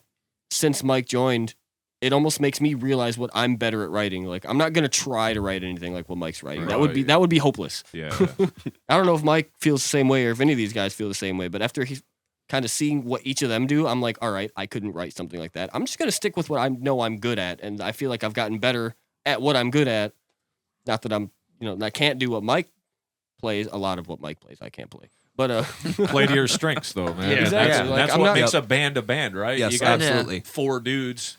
You all bring something to the table. That's what makes the good meal. You know what I Right. mean? right, like just because Mike writes some technical melodic stuff doesn't mean that's what I have to bring to the band. Exactly. Right. Because And you just got 'cause that I- covered. Exactly. You got Just that 'cause covered. I write some goofy, slammy bullshit doesn't mean that's what Mike's going to want to write. Right. 'Cause I have Mike's trouble like, trying to write stuff like that. Yeah. Exactly, So- and vice versa for me. So like me writing those parts and him writing his parts, it's just worked out real well. And even though I can't play what Mike plays, Mike can probably play what I play, but I can't play what Mike plays. It's like it makes me think a little different too when I write riffs, because some of the riffs I've written since Mike joined the band have a lot more of a melodic feel to it, other than just like caveman slams. Yeah, other than just like, like crazy dumb bullshit. Like you can hum some of our riffs now, and you couldn't really do that before. You could go dun dun dun dun dun. Dun. You couldn't like hum them like they were a song, and now you can. And I credit Mike for a lot of that. Well, thank you. So I would like to dive a little more into. So what's the practice schedule look like as a full band? Usually Sunday. Be there. Yeah, be there. We just kind of. I mean, me. Your Ben, basement. Yeah, we practice at my grandma's house. Oh, okay. She's the best. Shout out, awesome. Grandma. Shout out. Grandma. Shout out, Mama G. You're the best. She's a fucking love slam. She's got a peeling flesh tattoo. I would love that. The way she's always said it to every one of my friends, to me, she's like, hey, I would much rather you be here making loud noises in my basement than out doing some other bullshit, getting yourself in trouble. Right, My parents said the same thing when I was growing up, too, about playing in their basement. Mm-hmm. Yeah. And, like, it's a blessing to have someone like that. Because, like, Absolutely. there's plenty of people that are like, I don't want your noise in my house. Right. Yeah. But she's always been like, she texts me while we were eating today. Hey, you guys coming today? You practicing? Yeah. No, not today. We are in Muskegon. She's like, oh, cool. Good. Have fun. It's incredible to have that kind of support from anybody in your life that says, hey, you can come over to my house and make noise in the basement. That's fine. I'll be outside gardening or cooking, and I don't mind it at all. It's like not everybody is blessed with that in their lives to have somebody like. Since I moved out of my parents' house, they've showed up to pretty much every single one of our shows. Wow. Mm-hmm. My parents and my aunt show up to pretty much every one of our shows. They've missed a handful, just personal stuff going on, but I mean that's support in itself. You know, people like.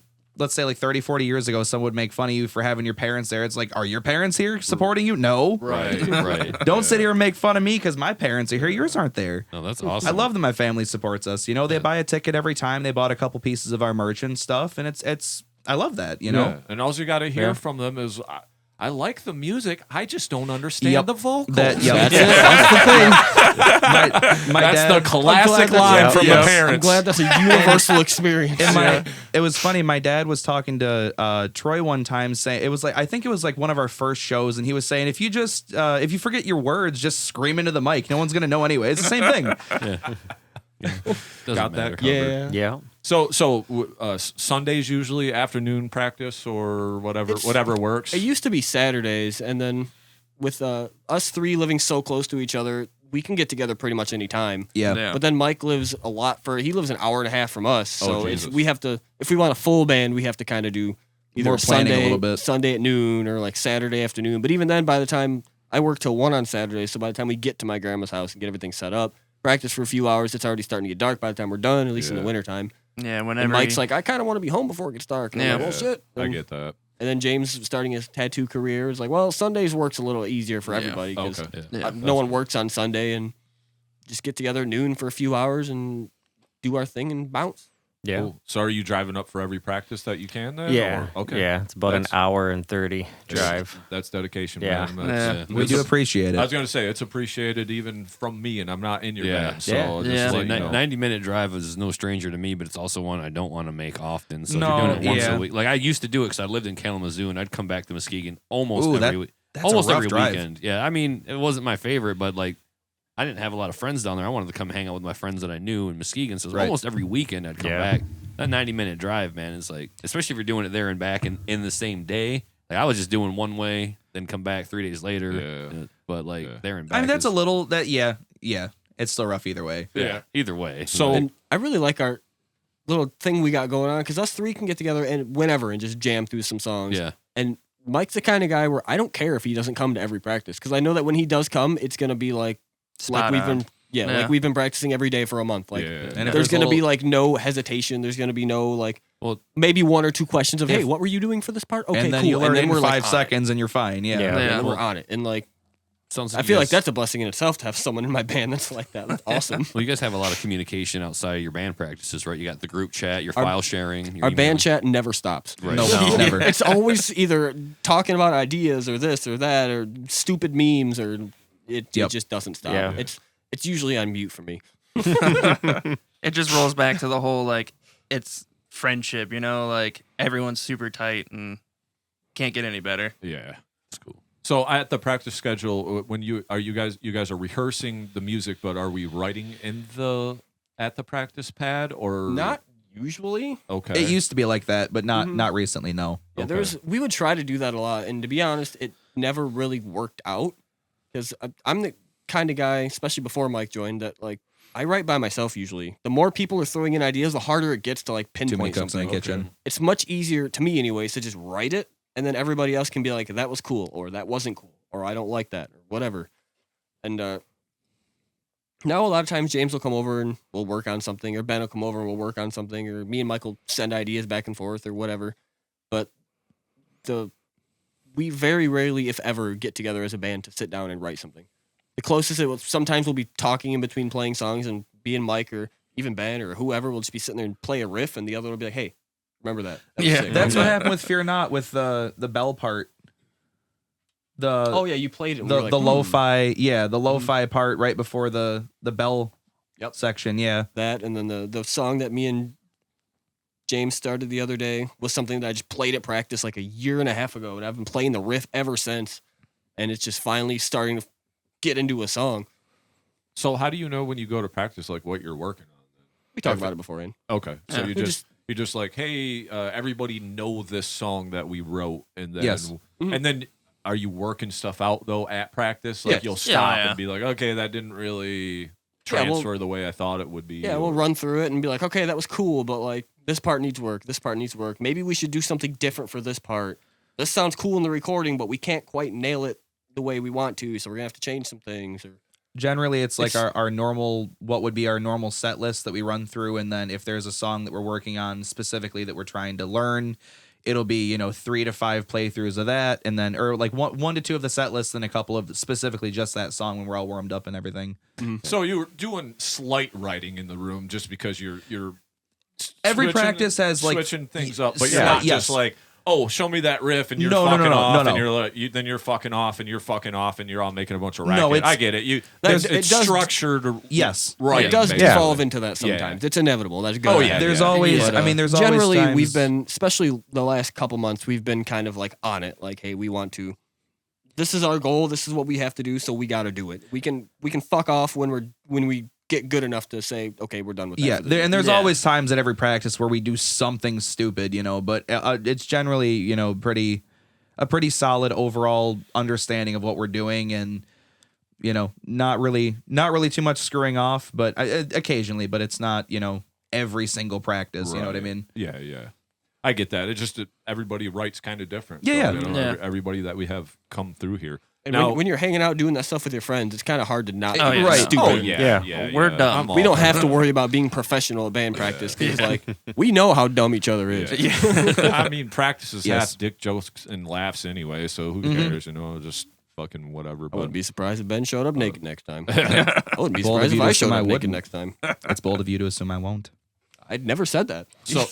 So when it comes to production now, we're doing this all in house, and we're gonna do the album all in house too, or what does that look like? Yes, I did the first EP. I tracked Ghost and Flesh at my house, and we sent it to the guy Phil Pluskoda, I think his name is. He works at Sonic Assault. He did like the biggest one for me was Signs of the Swarm's Disfigurement of Existence. He did that one. And I didn't know that. Did I say that? Is it Disfigurement? Was it with CJ? Yeah, with Phil Pluskoda. Yes. Yeah. Okay. With I can't even remember the names of the songs now. Holy moly! Anyways, he did the mixing and mastering for that one, and then Adam Shepard did Becoming the Filth. I tracked the guitars and bass at my house, and we tracked the vocals with him. And then Ire was tracked completely at my house. Fear Not. I did the recording and the mixing and all that kind of stuff, and I was beating myself up over that mix. I could not get it the way I wanted for Ire. And Mike finally said, you know what, man? You can sit here and nitpick at it for probably weeks on end. Just get it to where it sounds really good. Like, everybody loves it. So let's just send it. And I'm like, you know what?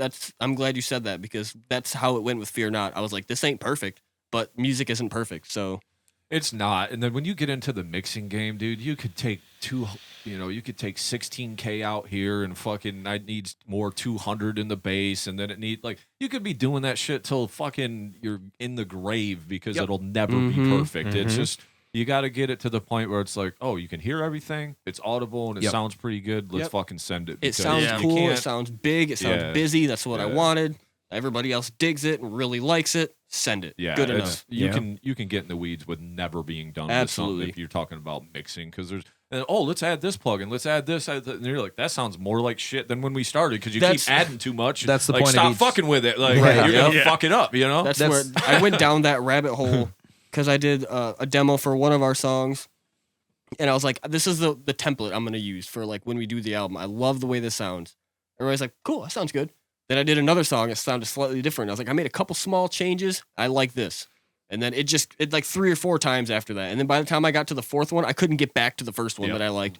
So I'm like, man, fuck, now I got to restart. Yeah. Use a different guitar plugin. Me and Mike are using Helix stuff. So I'm using Helix stuff on the recordings, which sounds cool. But like, I got to work with it different now than the other plugins. And I'm like, oh my God. I just opened a whole can of worms on myself. Yeah, you can too. You can go down that. And finally, now I'm just copying and pasting all the plugins from between the projects. That's perfect. You're like, maybe if I get this plugin, it'll sound better. And then you go down that rabbit hole too, where you just never endless buying more shit all the time too. And that's because you think it's going to be better. I'm trying to avoid that. I use a lot of the stock Reaper plugins because like they work. They do what they're supposed to do. Yeah, Reaper. And I don't have to spend hundreds and hundreds of thousands of dollars on some plugins that I don't know how to use. Yeah, Reaper's awesome. Like I got to look up how to use a compressor every single time.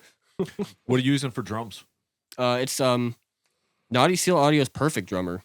I got it I bought it in like 2017, probably 2018. The perfect drummer part of that explains why I'm not doing live drums. And it just sounds like good. And I mean, it doesn't sound as like well produced, I would say, as say like Superior Drummer or whatever it is that Mike uses on his. Yeah, I got Superior Drummer 3. It doesn't sound as polished, but like I like that. I like that. Yeah.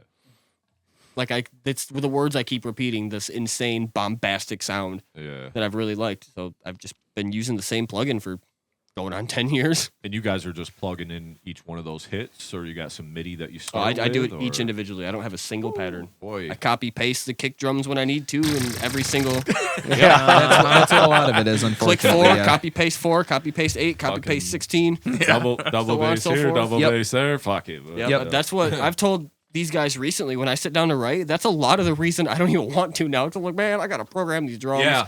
And then when Ben wants to put his parts in, now I got to do it again. You got to redo it. And Mike's like, well, just do what I do. I just have MIDI patterns a lot of times that I just like, I'll drop in and then I'll just change a couple things as I do it. And I'm like, I don't want to do that though. Cause like as a drummer myself, I don't want to have my drums programmed, but it just makes sense, you know, in today's world. It makes things a lot easier. I want to like, I feel like in my own head, that extra effort goes a really long way in making a drummer, whether it be me in a project or Ben in a project, even just feel like your part isn't getting replaced by a machine. Yeah. I kind of lean on some of those MIDI though too, because I mean you're only going to have so many 2/4 beats or skank beats or whatever anyway, so it's kind of like you play the skank beat for and which your stuff for which you just like kind of change the, you know, maybe where the bell's at or the cymbal's at or whatever, because I mean a 2/4 is a 2/4 at the end of the day, you know what I mean, if that's what you're going for, a thrash beat or whatever it is, you know. So it's a good starting point, I think, but I also agree with you where it's like kind of make it your own too as you go, you know. So at least you know it's just that little bit of extra effort in not copying and pasting every single thing. To me, it just makes us feel more genuine. Like I'm not just doing Ben's part just because I don't want to do it and I'm over it. Like I don't know if that makes sense. He'll act like it's hard, but I'll sit there and watch him sometimes and he'll be like, oh man, this sucks, and it's done in like 20 seconds, and I'm like, tedious. It's very tedious. I'm just sitting there for 10 minutes. Yeah. Damn it, not that one. Not that one. Not that one. And then sometimes you got to change. Ben's like, hey, the cymbal hit is off. And I'm like, no, it's not. He's like, yeah, it sounded like it was off. And I'm like, no, it's not. Look, it's on the line. Oh, okay, it was just me then. Yeah. Well, like it's usually I do this, or it is one hit off, and you're just like, where is the cymbal one hit off? And it was like 1 30-second note over. That's the problem when you start getting into the 64ths and 30 seconds, because it's not right on the line, but it looks like it. And then when you zoom in, it's like this far off. That's what I was going to get into. Bitch. Like I heard it not on grid, you know. That's exactly what I was going to get to. I'll change the entire tempo metronome before I go into 64th notes. Like I can barely work with 32nd tempo time. I will not do 64th notes at 100 BPM. No, you're going to 200 and you're going to be 32nd notes. Yeah, that makes For example, sense. That's a bad example. That's just crazy speed, but you know what I mean. I know exactly what you're saying, but that's what I'm saying where it gets kind of tricky when you start getting into the grid sizes and stuff, because you're like, that's a little off. I don't know where that's even like from, becoming the Filth, for example. Most of that is at we say 300 BPM because that's what I have the metronome set to. Okay. Because I'm not doing 30-second notes at 150. Like, no, you're gonna be 16th notes at 300. Yeah, that makes sense. For my own sanity. Yeah, I get it. So what about so you're gonna mix and master this album that's coming out, that you're gonna take that our plan responsibility on? Yep, our plan was, it might change since a lot of the music and the writing has changed, but Mike had a whole host of songs that he wrote that we were talking about before, and I had all my songs that I was writing. And me and Mike were talking, we were like, man, how are we going to put these onto one album and it sound like coherent, like it was supposed to be on, like together. Yeah.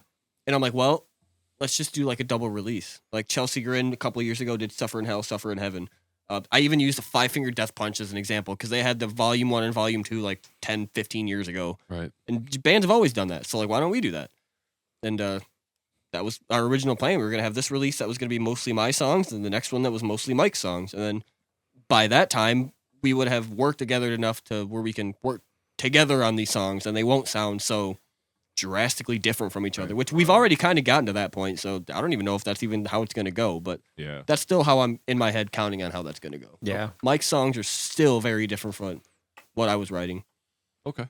Even though those songs that we were talking about are now almost 2 years old. Yeah. It's mind-boggling to me. Some of our stuff is that old. Yeah. My files will be corrupt before we get to them. That's how I feel about some of our like the work in progress songs that we've got in our drive file. So I mean, there's like 20 of them in there. We've got a couple albums worth of music in there. It's just I feel, and not in any like bad way, but I feel like you said, some of them are going to go corrupt. I mean, some of them probably aren't going to be compatible by the time we actually get to some of them, if we do, you know. Right. That's the fun of it. Hey, at least the ideas are there. You know, you got absolutely, your ideas yes. down and, you know, Not everything's a Grammy winner. Pull a riff or a beat or whatever, you know, from whatever song, scrap the song, take that out of it, you know. Yeah. I've even mentioned that to him about if you don't want a certain song, then cut it into 4 pieces and try to take something out of each section, whatever. It doesn't have to happen that way, but, you know, it's just more of the possibility of it. Yeah, good you know? example of, you know, getting the best shit out, too. Like, yes. 'cause you can write a song and... But do you like it? And just because you wrote riff A, riff B, riff C, does riff A, B, and C actually need to go in that order or together? Or could we, you know, halftime one of them? Could we pull a few notes or the cool absolutely. part? You know, so there's just so many possibilities. But I want the song to be kind of coherent, like sound like it's part of the same song, not just throwing parts and riffs together and calling it a song. Yep, exactly. That's where you get riff soup. Yep. You know? Yes. And I'm not a big, I always say that on the show, I'm not a big fan of soup. So there are bands that can pull it off, Dillinger and, you know, Animosity, Old School. You know, there's some bands that are really good at riff soup, but I like when you bring something back for me and I can hang on to it, you know, and as a vocalist too, like at least you don't have to like write 25 different parts, you know, in a song. And that's where it gets kind of weird too, because I'm trying to sing over 4 minutes of what the fuck. I don't know. It's just a lot of notes. Especially if you're blasting like you're blasting, it can really get chaotic and just noisy after a while, you know? It gets painful, yes. It gets painful and exhausting sometimes. But let's talk a little bit about, if you guys don't mind, I heard you say something about your in-ears. What kind of rig were you running live? What does your live setup look like as far as to my knowledge, it's just I have in-ear. My in-ears are Shure, what is it, SE 425s, I think. And then as far as the whole setup, it would be him to explain it because I still don't understand it. I just have Reaper running on my MacBook and I plug it into an interface and have stereo out for the backtracks and have Ben a click track in there behind he likes to have the whole song in there, so I put a metronome behind the song and he plays along to that.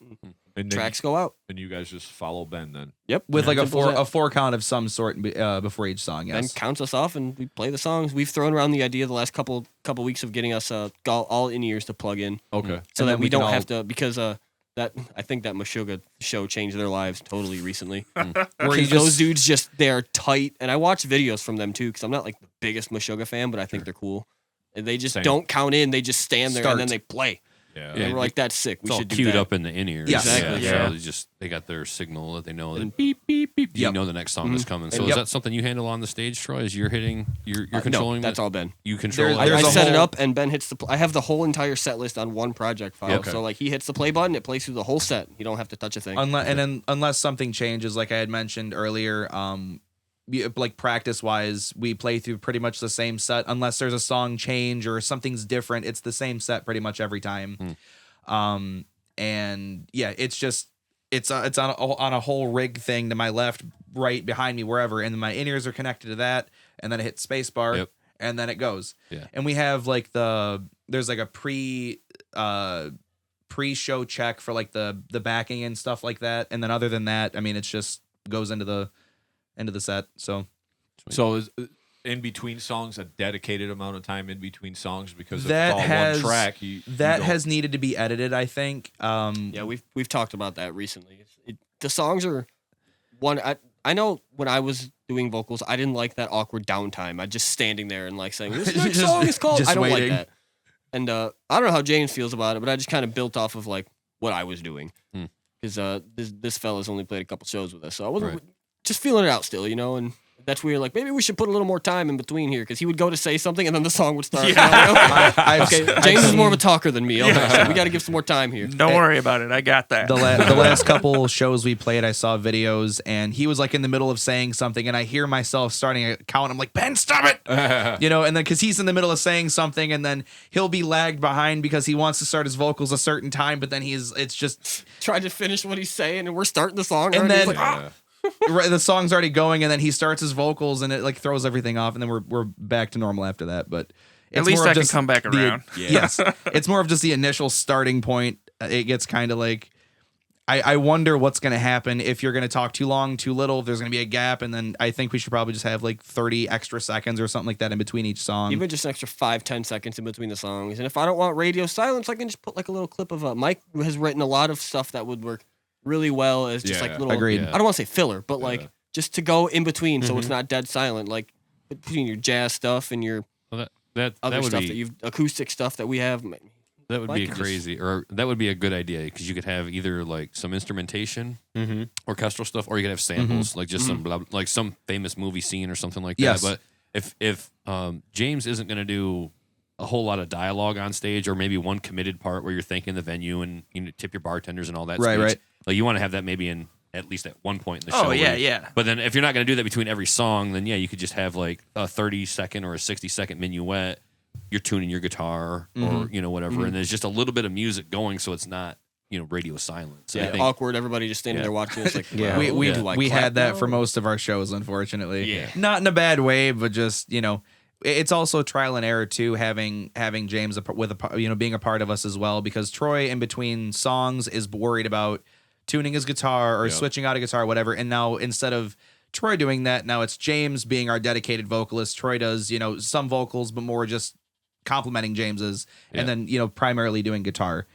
So I think it is still a trial and error period for what we're our on stage presence and like what we're doing and everything in between songs and stuff. Yeah, because James is just standing there like it's just standing there waiting for something to happen, fucking talking into the mic. Song starts. Luckily, James is a very likable fellow, so him talking in between songs isn't going to be awkward like it was, say, if I was trying to talk in between songs. And I think now that you bring that up, that's probably something we should really sit down at next practice and be like, okay, what kind of things do you want to say? When do you want to say it? Let's give some dedicated time, and I could even put markers in Reaper for Ben too. That says, just give me some time and I'll improv it. Right. I'll be all right. Yeah, I mean, this is James's stand-up comedy show in the middle of our set. This is my cool 5 minutes right here. Pull out the Denny's Grand Slam for everybody. Yep. Yeah, I mean, it's not like you have to have it scripted, but you can at least say, well, we know after song 2, you're going to say who we are and to go buy some shit from us, and then song 4 we'll thank the other band. You know what I mean? Yes. And the other times you can have all that minuet and stuff, but I think it's important at some time to be that front man where you're like, hey, motherfuckers. But I also know it's hard because you end the song and everybody's gassed, especially in our style of music. Right? You're just like, I need 2 seconds to breathe, because it's not like you're going to end the song and you'd be like, hey, we're living Dissection and go buy a fucking shirt. You know what I mean? You kind of need that little breathe. You need some of that to ebb and flow a little bit in between, so. And you guys' music is so intense, you could put something chill for 20 seconds between the next song, and then after bam, right in your face. For me specifically, after our second or third song, I'm usually starting to drip some sweat, and it's just a little sweat, just a little bit. All that blasting, just a bead, just a little bit. After just a little bit, and then by the end of the set, I need to just shower and get all the grossness off me from our set. So I know you said that you use triggers and stuff. What about you guys? What's the live setup guitar wise? We're pretty similar now. Yeah, I was rocking good old 5150 for the longest time. I refused to go digital, and then finally I was like, you know what? I'm gonna go ahead and pull the trigger. So I got a Helix, the Helix Stomp, like the little version. Yeah, and I've been digging the tones out of that. And I recently got a power amp and power supply from my friend, and I made myself a little drawer with my stuff that's all protected, and got some extra stuff with me, and that's pretty much it. Run my Helix into an orange cab, and it's a very compact live setup, if I'm being honest, especially if you guys are DI'd. See, I did DI one time from the Helix when we played that Enterprise Earth show, and I did not like it. Because like Mike's brought up before, I feel like I can't hear myself, even though I'm saying, hey, me and the monitor, when we're playing, I feel like I'm just not, I don't like it. Like, even if my cab is down quiet and the crowd can't hear me, at least I could hear me. Yeah. If my cab's on. It's still pretty compact overall, though. If It's I had to, you don't have like these massive like 412 stacks or anything like that. It's a very we do have 412s, but I know what you mean. You don't have like these huge stacks that are like 300-400 pounds. It's a very compact setup overall. We're pretty straightforward now, but we could get even smaller, and that's kind of what I like. If we had to, we wouldn't even have to bring our cabs. I could just bring my case, and he could bring his Helix, and that would be it. Yeah. And I kind of, when I bought the stuff from Chris, my thought was, well, we've played a couple shows where we're like, where's the power? We ain't got no power. Like Mike's searching for a power, and Julian's looking for something for his bass head, and I can't find power. And I'm like, okay, well, I have this power conditioner. It's got like 6 plugs on it. Realistically, if we're running low on power, I can power the laptop for the backtrack. I can power the interface for the backtracks. I can power this and that and this. And I was like, I can power most of our band just off of my stuff. So I felt like that was pretty convenient to have if we needed it. Yeah. We've played one show since then, so we haven't needed it. But and now I'm just like, man, I don't want to lug this thing around. But I feel like the one time I don't, I'm gonna wish I did. We're gonna need it. Yeah, we kind of talk about finding that balance too live, because I know a lot of people are doing like the digital in or Kemper or whatever, and that's cool. But if you're gonna just play the one-off garage show, well, you can't rely on those 215s that they have in there to fucking power your guitar and the kicks, and you know what I mean. Like, so you almost kind of need that amp sometimes. So it's nice to be able to at least go to that, to have that option, because I know everybody's just front of house now. Well, that's cool if you're playing a venue like the Sanctuary or Intersection or these venues that have PAs, but you want to play somewhere like Mulligan's or something, like you can't really run front end because it doesn't sound good, then you're gonna be like not feeling anything, and sometimes it's about feeling too, not just running through the front of house. So I gotta have cabs on the stage. I mean, if you don't have a cab on the stage, it's fine, whatever, if you get enough out of your in-ears or whatever method you're using to hear yourself. But to me, I always say this, I got to feel it in the chest. Like, I want that cab to just, the whole sound wave to go right through my entire torso. I need to feel that on stage. And then, like, you could tell me go down a little bit, but then at some point I'll be like, I don't go down any lower. Like, I have to be able to hear myself. You turn me down, I'll turn myself back up. Yeah, I'm just, do it, like, let me get stage loud. That was the big thing. You get Ben set up, hear the drums going, you're all dialed in, and then we start to turn the amps up over the drums. And then we're like, that is something I've noticed where they don't turn the trigger down very much, and it kind of bothers me because it rattles everything. It's like, it's not just feeling it in the chest, but like I've heard I've like talked to some people, and they had mentioned that obviously on stage it's a very different presence because you're with everything, but being out when it's projected, sometimes the trigger is just not, it's too much. And it just overpowers everything. You can see everyone playing everything. You can hear a snare, a bell, crash, whatever. But guitars, it just kind of like muds into it, unfortunately. That's not every single set, obviously. But I've noticed with a lot of people that does happen. And it makes, a live presence sound very just not there. It sounds very muddy. It sounds no very... dynamics. Yeah, it's just all bass cacophony. Yeah. Right. Yeah, when you're playing trigger, you're playing doubles that fast, you kind of want that clickiness there, but sometimes like, I don't need thunder. Right, the sound guy has to dial out that fucking low end, Yep. so 80 or below, or even 100 below, because when you're playing that fast, then it's just a bunch of doom, doom, doom. It builds up and then it doesn't go away. You know, so it's like you got to know when to fucking roll that off so it doesn't sound so muddy like that. It sounds like a bunch of 808s going off consistently at 300. Yeah, exactly. You know, like what the fuck? not just a bass drop, but like it's consistent sub drops. You know what I mean? Yeah. Yeah. So that's kind of on the sound guy in that fucking front or whatever. So,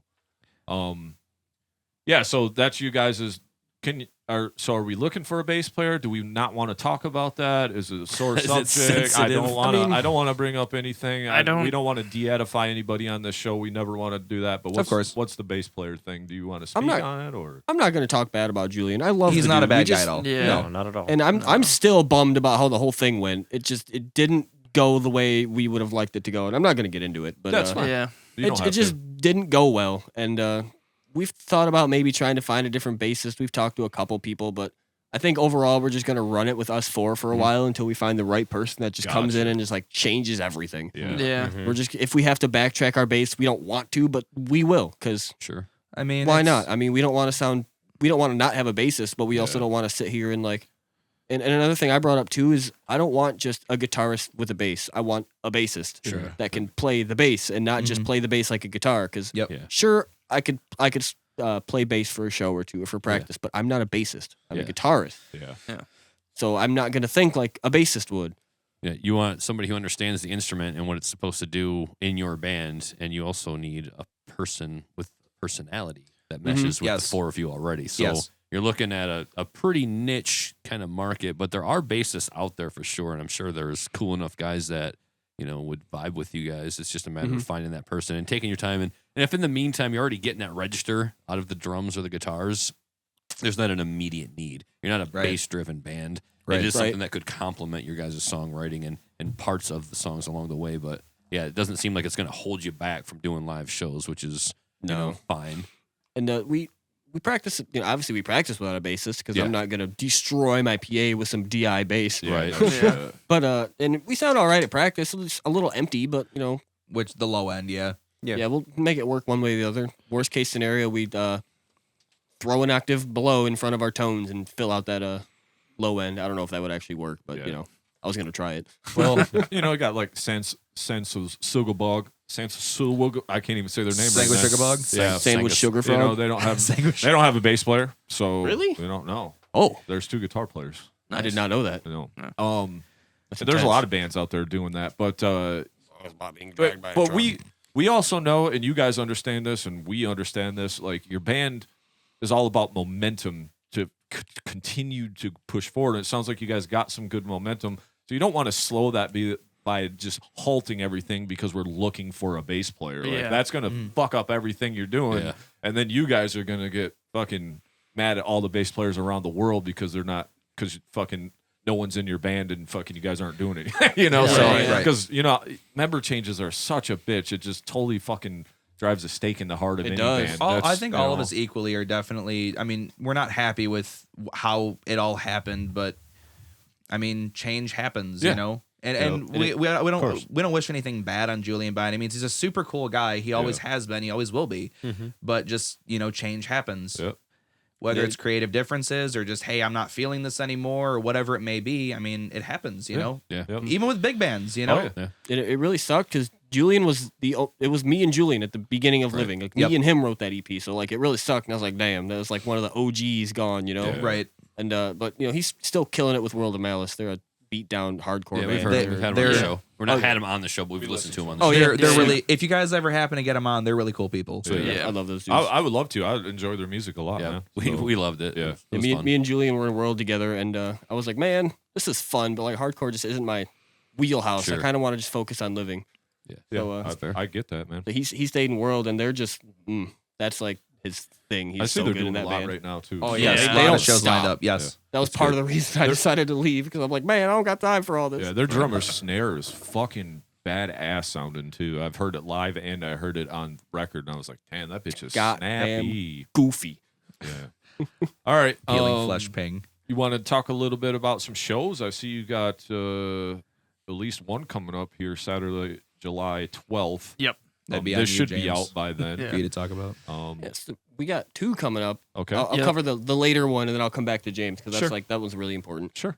July 26th, we're doing a typical showcase. Atypical is a clothing company. Yes, he words it a certain way, and I don't want to fuck it up by wording it wrong, so I'm not going to do it. But they like an alternative style clothing company, and the founder John, super cool, and they're doing like a local showcase, I think is what they're calling it. And there's like us, Buried. I cannot remember the 3 other bands, and I don't want to say the wrong thing because the lineup's changed a couple times. Band Head is one of the other bands. Us, Buried.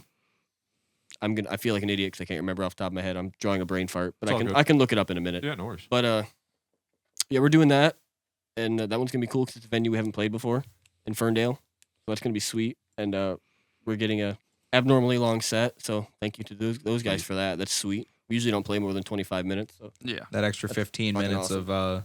of our chaos is definitely something we've been trying to figure out too with our set list and everything. Yeah, that's been a time, and I feel like I have to look up these other bands because I feel like such an idiot. Almost Made the Mixtape, Buried, Head, Opal Estate, Living Dissection. Okay. I have no idea why I couldn't remember that. So that's later in July, 26th. Okay. Excited for that one. But then the July 12th one is a real important one to us. I'll let James take that. That one because that was his brainchild. The Roosters Rager is for my tattoo mentor. I did my recent apprenticeship with him, and he was just in a crazy motorcycle accident. Ooh. Broke his foot, broke 2 bones in his hip. Well, just the one, but 2 different spots in the hip. Broke his shoulder blade. He got messed up. And as an artist or just, a tattooer, there's nobody paying your bills for you if you're hurt. And he owns the shop, but he's a pretty giving guy, like, really, really, really nice dude. He'd give the shirt off his back for you, just an all-around good guy. And we just kind of, like, I came to the guys and I was like, I have an opportunity where we could get in at Parts and Labor. It's a pretty well-known venue around there. Yep. And I was like, would you guys let me do this thing for him? Like, maybe if we can help throw him a few bucks. So, like, we were planning on doing like a 50-50. Some other, he's offering a tattoo session for auction. We have another artist that might be doing it. Just people who are just donating things to see if we can kind of, like, get him going through, Yeah. And, like, he's going to be down for almost a year, Yeah. And he's really, like, really happy guy. So, like, he's not looking at it terribly, but just whatever I could do to kind of help him out. And, like, it's a lot of fun making a show about somebody that means a lot to you, and cool. I'm just really happy that the guys and the other bands were totally okay with it, so big shout out to Chronicle and a Dark Eater, Zweihander plus 10 is them, so if we're doing it twice that night, but it's gonna be a long night for us. Yeah, our set's 20 minutes, we'll be fine. Yeah. Oh, so is that the other group then? Zweihander is the grindy stuff that I wrote that I was telling you about earlier. Okay. That's just the name I picked for it because I've been playing too much Dark Souls over the last year. So the whole thing is Zweihander plus 10? Yeah. Okay. Gotcha. Yeah. Is that like Skyrim? It's Dark Souls. Dark Souls. Dark Okay. Souls. About that, Nick? Another game I like to play. Okay. I haven't touched 3 in a minute. We just kind of set it down, but 3 is my favorite. Yeah, that one and what is it, the new one that came out, not Dark Souls, but Elden Ring. Yeah, I own it. My kid played a little bit of it, and then she was like, "I just want to play Minecraft." Yeah. So fair. My patience for those games are -400 on that. I said the same thing, and then I picked them up. And it's been a problem. I'm like, I'll multiple songs off our album is going to be based off of Bloodborne, Elden Ring, Dark Souls. Shit, I've been trying to play. Well, I did play through the Resident Evil 4 remake on PS5. I played through it, and it took me like 2 months because I play like on the weekend, maybe for an hour here or there. And now I've been going back through and trying to like follow the YouTube thing and get all the treasures. Dude, I played that game 2 hours in the last 4 fucking weeks, so it's probably going to take me 6 months to get this done. It's just, I don't have time, man. I'm doing the podcast, doing my band, family, fucking working out. Like, I got so many other things. I wish I had more time for games, but I can't. But I could never play that. Dude, I bought Bloodborne one day. Sorry, we'll get back to Living Dissection, but just tell you the story. I fucking bought Bloodborne. I was like, this shit looks sweet. It's all evil and fucking kill all these creatures and shit. I fucking plug it in. I played it for like 3 hours, and I was like, dude, I got to be at a save point. Didn't save. Nope. I fucking took that bitch out, put it right back in the thing, closed it, and took it right back to GameStop. I said, fuck this game, man. I have no patience for this shit, man. I did the same thing with Destiny 2. I got like to whatever the max light level was, and then I returned it in like 2 days because they didn't update the game. They made it too easy to get to like the max. You know what I mean? Yeah. Make it playable. Yeah. There's got to be some challenge. Yeah. Why didn't it auto save though for you? You know? Yeah. Because that game doesn't. You have to like beat so much before it fucking saves, I think. Yeah. And I kept thinking I was getting real far because it was hard as fuck right at the beginning. And then it went, nope. Yep. And I was like, it took me all the way back. I was like, I'm not doing all that again. Yeah. Fuck that game. But, it's rage inducing. But now now I understand because Nick plays the Dark Souls, and then, you know, with the Elden Ring, fucking everybody loved that. And I understand that's part of the challenge is you want to play that over and over. And it's like the old school Nintendo games where you had to play it over and over and over just to get through that fucking you can't just skin by. You got to know what you're doing. Exactly. And you got to know all the fucking parries and the dodges and all that. And I just don't have... I put shit on easy. I want to play easy for 2 hours. Everything else I do in life is too fucking hard. I do hard shit all the time. I don't need to do hard games. Fuck that shit. Instead of the games that you have to you have to be invested. Yeah. I'm not opposed to those at all, but it gets difficult. Yeah, you know, it gets very, very hard for certain types of games like that. I feel the same way. I play easy too. I'm not ashamed to say that. Yeah, I'm not ashamed to say it because my video game time is so fucking narrow that I at least want to enjoy the game. Yeah, you know. And instead of starting it and dead. Yeah, exactly. You hit go and you die. No, thank you. And that's the type of shit like I've never played. Like I used to like Call of Duty like when it was first getting big and shit. You know, I don't want to get into that. I could never fucking play online because every time you play, you just get marked, and it's just like. Oh man! Fuck you, man! You got too much time on your hands. I'm gonna go play my fucking guitar because I don't have time for this shit. Me and Ben used to play Call of Duty a lot, and then streamers got popular, and then the game turned into whatever it is now. And we would play for 5 minutes, and he'd be like, "Nope, I'm done. I'm turning this off." And I was like, "Yeah, me too, man. I'm good." I am surprised I have not spent thousands on controllers and headsets. I haven't broken any of them. But man, on top of like a monitor or a TV or something, like the game now is just so unplayable. I think it's at one of the lowest player bases as of today, you know, or like, you know, player amount. Yeah. And it's sickening because they're turning it into like how Fortnite is, where it's like just brain rot. Yeah. And it's sad, you know, like World at War was one of my all-time favorite games in the Call of Duty series, that whole era of just before like Golden Age. Before Black Ops 2, or Black Ops 2, and then before that, and it's just bad. Yeah, they're putting too much into it, and then like there's so much that you've got to do just to unlock this. You got to get these 5 weapons up to this level before you can get this one attachment, and then to get these 10 other weapons, you've got to get 55,000 kills with this one attachment. You know, Ben feels strongly about this. He does. It's bad. Yeah, it's real bad. Well, I understand. Man. I've seen games ruin their fan base time and time again just by making things either too hard to unlock or just too repetitive. So it's like I don't want to grind like that. Like I gotta work, and I don't want to come home and like feel like I'm working on my video game. That's what they started with Modern Warfare 2019 when COVID hit. They made it where the mastery camo was Damascus, and then they had a separate. Like a separate mastery camo where you had to get 1,500 kills per weapon to unlock Obsidian. I did that for like a handful of weapons, and I'm like, I'm done with this. I don't want to do this. Yeah. I don't want to do Damascus. And then I wound up getting, I think it was like Orion for MW2, and then Interstellar for MW3, and I the mastery camos. I spent 18 consecutive hours getting Interstellar. Jesus Christ. 8. Dude. I did shipment 24/7 on hardcore. Ben feels strongly about this. Ben feels strongly about this. This motherfucker and his PhD in Call of Duty. I'm not anymore, but like it was I was. Sometimes you gotta. That was a point in time in life. Yeah, Call of Duty lost me when they went to that space bullshit where they're like the jumpsuit and all that. Yeah, Whatever. I don't know what one that was. Probably a Modern Warfare, maybe Black 2, Ops like, or something. where you could Advanced like jump Warfare. and then hit it again, and you like kind of bounce. Black off Ops the 3. wall or That was whatever. Black Ops 3. Yeah, that shit, I was like, this Yeah. is fucking stupid, man. What are we doing here? That was Like, Black Ops 3, I yeah. want like the old school army Yep. shit. Like what World the at fuck? War. Why are we jumping off the walls and shit? Like Let we me be ain't the really army doing man, that shit. please. Yeah, I'm like World at whatever. War, like the like modern day like favela from Modern Warfare 2, just that sort of like urban, like today's not to get into that topic. Modern like Warfare. Today's Modern Warfare, I should say. Yeah. Pretty soon, all you'll be doing is flying a fucking drone around in that game anyway, because Yeah, you're that's right. the only warfare we'll have. It's just the drones bombing each other. Exactly. So going back to Oh, Living man. Dissection, Yeah, we got I we got off I'm real sorry. quick. I didn't want to scratch Sorry anybody's. about that. I'm so sorry about that. I apologize. Fucking Ben's gonna leave here. Fucking worst podcast ever. I had to bring up Call of Duty. Jesus fucking Christ. Whole day's ruined.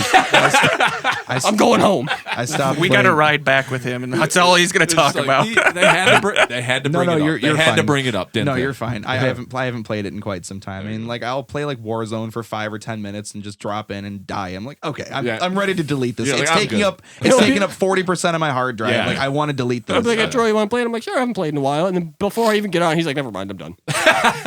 Sometimes it's vice versa. Played a few warm ups and fuck it. I turned it on. So- and I was over it. Going back to shows, you guys got those 2 shows coming up. Is touring something that Living Dissection is looking forward to do? Is that in the cards for you guys? It's not. It's some. We've talked about it, and it's not something that we're gonna search for. Like we're not gonna. That's not like necessarily the end goal. At least for me, anyways. I'm just like, if we play shows, if we get someone interested, and we're like, hey, we want to take you out for a few days. Sick. We'll see what we can do to make it work. But like, it's not really my personal priority. This is just fun for me now. Okay. Right. It's not my end goal to make it playing death metal in this band. I just want to play death metal with my friends and do some cool stuff. Okay. All you guys feel the same way about that too? Or? For the most part, yeah. Yeah, if the right thing happens, it happens. You know, like if it's cool, it's cool. Just Yeah. like Yeah. like with music, if it's forced, if it's forced, you're trying. It's not going to come out how it could if you just let it happen. Yeah, if the whole goal is to get out there and tour, and then you find yourselves on a tour, but you're only drawing 10 to 15 people on Yeah, Tuesday exactly. night, like what's the You're- fucking point? Just- You're getting $1,000 for putting in 10,000. Right. That's Yeah. it's you've got the tour costs, you've got gas, fuel. You've got to ideally get a U-Haul of some sort or a trailer with somebody's truck, and It's got to be worth it. Yeah. you've got to at the very least break even. And it's so hard we're a very, very small, Southeast Michigan local band.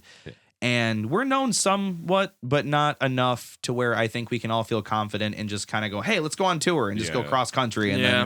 then It's a whole conversation and several conversations probably in terms of what would make it cost efficient. Absolutely. What would make it worth my time and money. And not because- only that, but taking time off work, taking time off, from your day-to-day life, and then knowing that you have at least some sort of something for a cushion in the case of an emergency, insurance regardless, but just anything can happen. It's a massive leap of faith that could literally change your life. Yeah. So starting out small, hypothetical, like we've talked about stuff where it's we'll go and do like a weekend deal just in Michigan, a couple different places here, and we'll try to get a couple bands together. And I don't think it would be necessarily going home each night, but stay in a hotel somewhere just out a couple hours away after each show, and then be done with a weekend tour or whatever you'd call that. Yeah. Weekend run, weekend warrior. Yeah. Right. Yeah. Hey, that's cool. Ain't nothing matter with that. You got to know where you fit in too. There's nothing in the books right Yeah. now by any means, but it's definitely something that If it came up, it would be very highly considered. Yes. Yeah. We're all just at the point now where like this is fun. Like we have our own responsibilities outside of the band. Like Yeah. Yeah. And we're if just that, here to goof off. if that sounded fun too, like, hey, we're not gonna make a whole life, a change here where we're gonna constantly tour, but like, yeah, if you guys could afford a week off and do like a Midwest run Right. with somebody that could carry you, right. Yeah. that'd be something to consider. And at the end of the day, it's fucking extreme metal. There's not money in it. Yeah. No, sorry to say. the Yeah, people it's no. just what we fucking do. Yeah. Unless you're It's Lorna not- Shore. we you- don't no. do this shit for money. Yeah, there's some bands the that one-off, can do it. yeah, the But bands that those the are one-off. those are the bands that worked so fucking hard to get there, and it's taken them 20 fucking years to Yeah. get there. where they are a household name, where you can say Lorna Shore and people know what it is as far as, I mean, if you know metal. But at the end of the day, it's extreme fucking metal. There's not... Them dudes aren't killing it either. Yeah, they're even making a living, but they're not like super rich or anything. Like we seen Death, and they were like the fucking band at the time, you know. But it was a small fucking room. They're not fucking, you know. They weren't lighting the world on fire. They were playing it because Chuck was playing that music because he wanted to play the music, and that's why we do it. So I totally get it, man. It just so happened to revolutionize an entire genre. In the process. Yeah, exactly. But still, you not see like him, he set out to do that. But you see him in a room that's 500 people, tops, 300 people. Yeah, it's like okay, well, that's where it is. I mean, I'm not saying it can't be done. But I mean, you also got to kind of know your part. He's doing big festivals in Europe, but that's a festival. But when you're carrying your own headlining tour and you're filling like maybe 200 seat clubs, it's like you're not making a killing. Right. Well, shit, fellas, we're getting to almost a 2-hour mark. I don't like to drag these on more than 2 hours. I know you guys drove quite a ways to get here, even stayed here. I didn't know that. I very much appreciate all your time, energy, and effort. I got a few more questions if you guys got a couple more minutes, if you're okay with that. All time in the world. And then Nick will send us off with the final question that we always kind of go to because I'm interested. But I like to ask this question just to kind of, as people. So we'll just start here. We'll go with you, James, and then what's your favorite part of being in Dissection and doing music? It's a 2-part question, I guess. Honestly, again, just hanging out with these guys, like it's kind of like mentally relieving, like I do really like the showmanship of it. I like I can go to a show and someone will be like, hey, like, aren't you, like that dude? And I'm like, yeah. And like, even just doing guest spots for these guys, there were people come up to me like, aren't you the guy living Dissection? No, I just did a guest spot, but like now, like you get a little bit of recognition, and then, like people are like, hey, you're like, your musicianship is good, and I've spent so many years thinking I wasn't anything, and then like getting around these guys and other band people being like, no, man, like you're solid. And I'm like, all right. So that makes me feel like me wanting to put this out for people made it so much better, that it's being accepted. Yeah. So I just really like being able to perform sick tracks with people and hanging out with my homies, making them, So it's about as simple as it can get. Hell yeah. Mike? Pretty much the same thing. I really enjoy getting to hang out with the guys. I've played in different bands since I was, I think, 12. Lots of different dynamics. Sometimes you're butting heads with people. Sometimes you're getting along great. I feel like we've got a really good dynamic, not just with writing, but with just getting along. So that's kind of a big fun part for me. And then, with being older in life and having a job and kids and all of that, you don't have as much time for things. So when it just kind of falls together like that and it's not as forced, it doesn't feel like, your hobby is becoming work. Mm-hmm. You're able to just kind of get together, write things that you're having fun with, put some creativity into it, go out, play some fun shows, hang out. It's really worthwhile for me. Oh, yeah. That's basically the same thing for myself. It's it's what I like to do. I've been playing this kind of music for 12, 13 years, something like, at the very least involved in it, and being able to expand my horizons with what my specific skill set is able to accomplish. I mean, it's cool. You hear something, you hear a random song that you're listening to, you go to play it, you're like, holy crap, I just played that or did this, whatever. And it sounds crazy, but I just did that. And it lets you get some sense of an accomplishment for playing this kind of music. A lot of people will say, oh, anyone can go up on stage and scream, or you just tuned a drop Q, blah, blah. It's all muddy. But then if you look and see what people are doing, if you, instead of looking at it as a whole, a big picture, you look at each intricate gear that's running this engine. And well-oiled machine. Yeah, yes. And if you're able to dissect what goes into it and I know.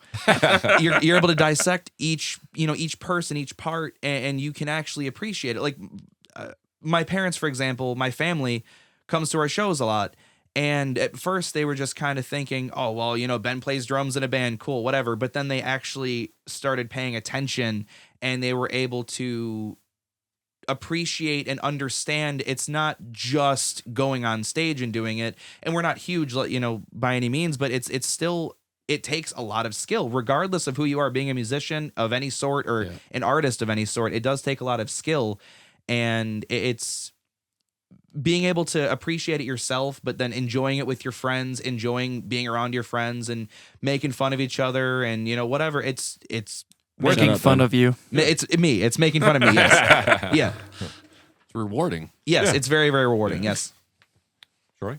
So for me, music in general has been like the one thing that I've always done.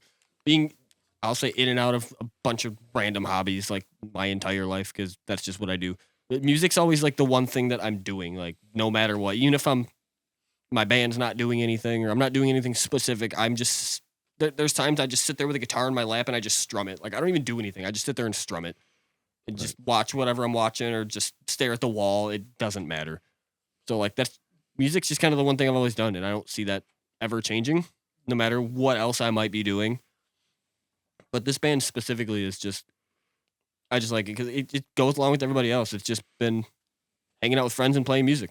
Oh yeah, that's just what this band pretty much just is at this point. Oh yeah, and I say it a bunch of times. We'll be sitting there just doing something stupid, or like us three in the car just laughing at whatever on the way home.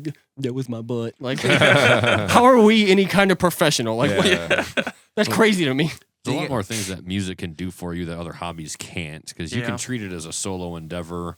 You can incorporate your friends, but then you can take it another step and you can now incorporate all these fans, and you can get a lot of outcomes out of it. Whereas anything else, it's just kind of almost two-dimensional. It's like, oh, I'm playing cards, and you can't really do too much more with it. But music, you have so many different ways to approach it and so many different things you can get out of it. So it makes sense that it's the one consistent thing for you, because there's different outcomes no matter what. It's either the creativity or the validation from friends and family, or just the camaraderie of having the bandmates. So it makes sense to always go back to music, whether you're just sitting at home and writing or getting together on a Sunday to practice. Like I respect, I appreciate that. All right, so look, I said I had three more, and that was one of them. I actually still got three more, because real quick, I would just want to touch base. Cannibal Corpse song, Living Dissection. Yep. That's where it came from. Okay. I was trying to come up with a cool name. Hey, I'm really bad at it, and I'm just like Cannibal Corpse. All right, that's cool. I was just making sure. Band? I was just making sure that I was good with that. So all right, scratch that one. What's next for Living Dissection then? Where are you guys going? We're gonna finish this album we're writing and try to get some cool merch around it. Maybe play some cool shows and see what happens. What's the timeline on the record? You think? Yes. Originally it was like June, but you know. Here we are. Are we 2025 though? Yeah, it'll be this year, and if I can get my ass in motion, it'll be end of the before the end of the summer, well before the end of the summer. So we're that close. There's 7 songs that are literally done. Like we could release a long EP or a mini album right now, but like don't do it, Troy. You want that album? Buddy. I do want that album. That's why we haven't done it yet. Don't do it. I got 2 songs, very specific ideas, and I gotta make it happen. It just hasn't. I can hear it. But I sit down to work on it, and I'm like, this isn't coming out like I want it. And like this one specifically, I just have this specific idea for it, and I want it to sound a certain way, and it just hasn't hit me yet. And I'm like, man, I'm just going to have to maybe I'll have to put that one on the back burner and do something else. Yeah. Like I got a couple ideas that me and James were working on just the other day, and it's close. It'll happen. Hell yeah. A couple more sessions. It'll be done. Looking forward to it for sure. Me too. And then us too. Yeah. Go ahead, Nick. Sorry, guys. Close it out. No, you're good, buddy. You're good, man. I was apologizing to them for taking so long. Oh. Then I can't speak for them. Let's give your fans and new listeners an idea of what you guys like to enjoy when you're on your own. What are we listening to currently that's in rotation, that's heavy? And then what do you guys like to take time out and listen to chill out when we're not listening to heavy music? You gotta pull out your Spotify. That's cool. Yeah. So I can go I know you can. We listen to a lot of different stuff on the way here. Yeah, Dayseeker has been a constant for me for a year. Fucking love Dayseeker. We love Dayseeker. It's a band I'd heard of and just hadn't really listened to for no specific reason. And I was actually trying to find a different band. I can't remember what band I was looking for, but I was thinking it was Dayseeker. And I was reading the song titles. I was like, I don't think this is right. And I listened through Sleep Talk while I was at work. And I was like, this is the single best thing I've ever heard in my entire life. Fucking great. And I've just been like hooked on it. And that's been like my constant for like a year. But otherwise, it's just the usual Cannibal Corpse and other heavy bands that are just ridiculous. Nails. And a lot of times I'll just put if I see something even remotely interesting, I'll save an entire album on Apple Music and not even listen to the whole thing. I just have it on there, so when I shuffle everything, it's just in there. Right. Something will come up. Yeah, fuck with Dayseeker though. Yeah, I like that. And Trivium's another one of my favorites that I listen to Yeah. religiously all the time. He's always giving me something new to listen to on I love that dude. XM. My hero. It varies for me. I go anywhere from like just like the band K9 just released I apologize. I'd never heard of the band before. It came up on Slam Worldwide and it said it was like they posted the video like 2 hours ago and I was like, cool, I'll listen to this. It was just consistent, non-stop bass drops the whole song. I'm like, I love this. This is something I need to listen to when I'm setting my drums up, tearing them down, whatever. And then I'll just do that. And then I wound up downloading one of their albums that they recently released and I'll go from that to like Breaking Benjamin to what else? Like it's just anywhere and anything with alternative. I can't think of any right now, and I apologize. But any and every type of music, really, I'll listen to. When I ride my motorcycle, I know when him and I do, sometimes we'll listen to just anything. We have like our communication systems and stuff, so we'll be able to listen to music, and it's just kind of whatever's floating my boat at that time, you know? Sometimes it can be, I mean, like all of us, we can listen to like super sad music, super uplifting, just heavy caveman slams. Sometimes it's just random like radio rock, you know what I mean? Yeah. No, it's anything, nothing really in particular is specific at any given time. It's just whatever happens to hop on with shuffle, you know, like of course there's like old school, like Thy Art Is Murder and, you know, that era, Chelsea Grin, that sort of stuff. And then there's newer stuff that have come out, like, for example, like K9, like I mentioned. Yeah. Yeah, it's just anything and everything that happens to come on at whatever time for me. Okay. I'm big on old bluegrass and stuff too. Stuff my grandpa tried to get me to listen to 10, 15 years ago, but I was too hard-headed and wouldn't do it. Now I look back on it and I'm like, oh, this is a jam. All right. Yeah, this is jams. That's one of my favorite old school songs is our Soundcheck sample now. So okay. Nice. What about you, Mike? A lot of classical music, some jazz. For heavy stuff, I think recently been digging like the new Fallujah, some Ominous Ruin, Cytotoxin, the Zenith Passage. Fucking awesome. What about the new Rivers of Nile? Yeah. That's a good album. That's fucking chef's kiss. potential album of the year for me. So we're rocking that hard. We're on the same page, all Yeah. three of us on that. Yeah. James? Well, I think I'm probably the worst one out of the bunch. I listen to a lot of like Merle and Hank and Dwight Yoakam, you know, old country stuff. The outlaw shit. Yeah, dog. yeah. Of all of us, you're the one that doesn't look like that. I do You listen. You have a whole blacked out sleeve and face tattoos, and you're sitting here listening to it. That fucking outlaw shit. So a lot of new metal, Limp Bizkit, Korn, Damn. Slipknot, Deftones. I do get down a lot with you know, the actual death metal stuff, Suffocation, Dying. yeah, You know, Dying Fetus has been one of my favorite bands since Likewise. you know, forever. Awesome. And then I like the old thrashy stuff like Megadeth and Anthrax. Loved Anthrax. Yeah. Every time I see them live, I'm just like, these guys are perfect, you know? And then, you know, Rush and all sorts of stuff, you know? Like, I love metal. Yeah. It's what I want to perform, you know? But, like, there's just so much good music, and it's like, if you're listening to the old country stuff, like, they're almost more emo than the most emo bands you can ever listen to. Yeah, I've been hurt more with those songs than I've ever been by Taking Back Sunday, you know? Yeah. No, I get it, man. That's funny. Yep. Hell yeah. All right. Well, boys, I want to just say thank you so much for your time. Yes. Fucking Thank you coming for having over us. here. Thanks for having us. I know it was a fucking haul, but that's all right. we're fans of your band, so we appreciate you guys appreciated. coming through. Thank you so much. And you guys got anything else that we missed or anything you want to say before we wrap it? Fuck you, Ben. Yeah. I knew it was coming. Get that on wax. All right. All right. With that being said, y'all, much love. Go check out Living Dissection. Keep it metal. Thanks. Peace. Yeehaw. Thank you so much for checking out the episode. Be sure to hit that like button and give us a share. Yeah, and if you enjoyed our podcast today, please give it a rating on your streaming service to help us gain some exposure. And if you really enjoyed the show, please give us a follow or hit that subscribe button and come hang out with us every week. And remember, keep it metal.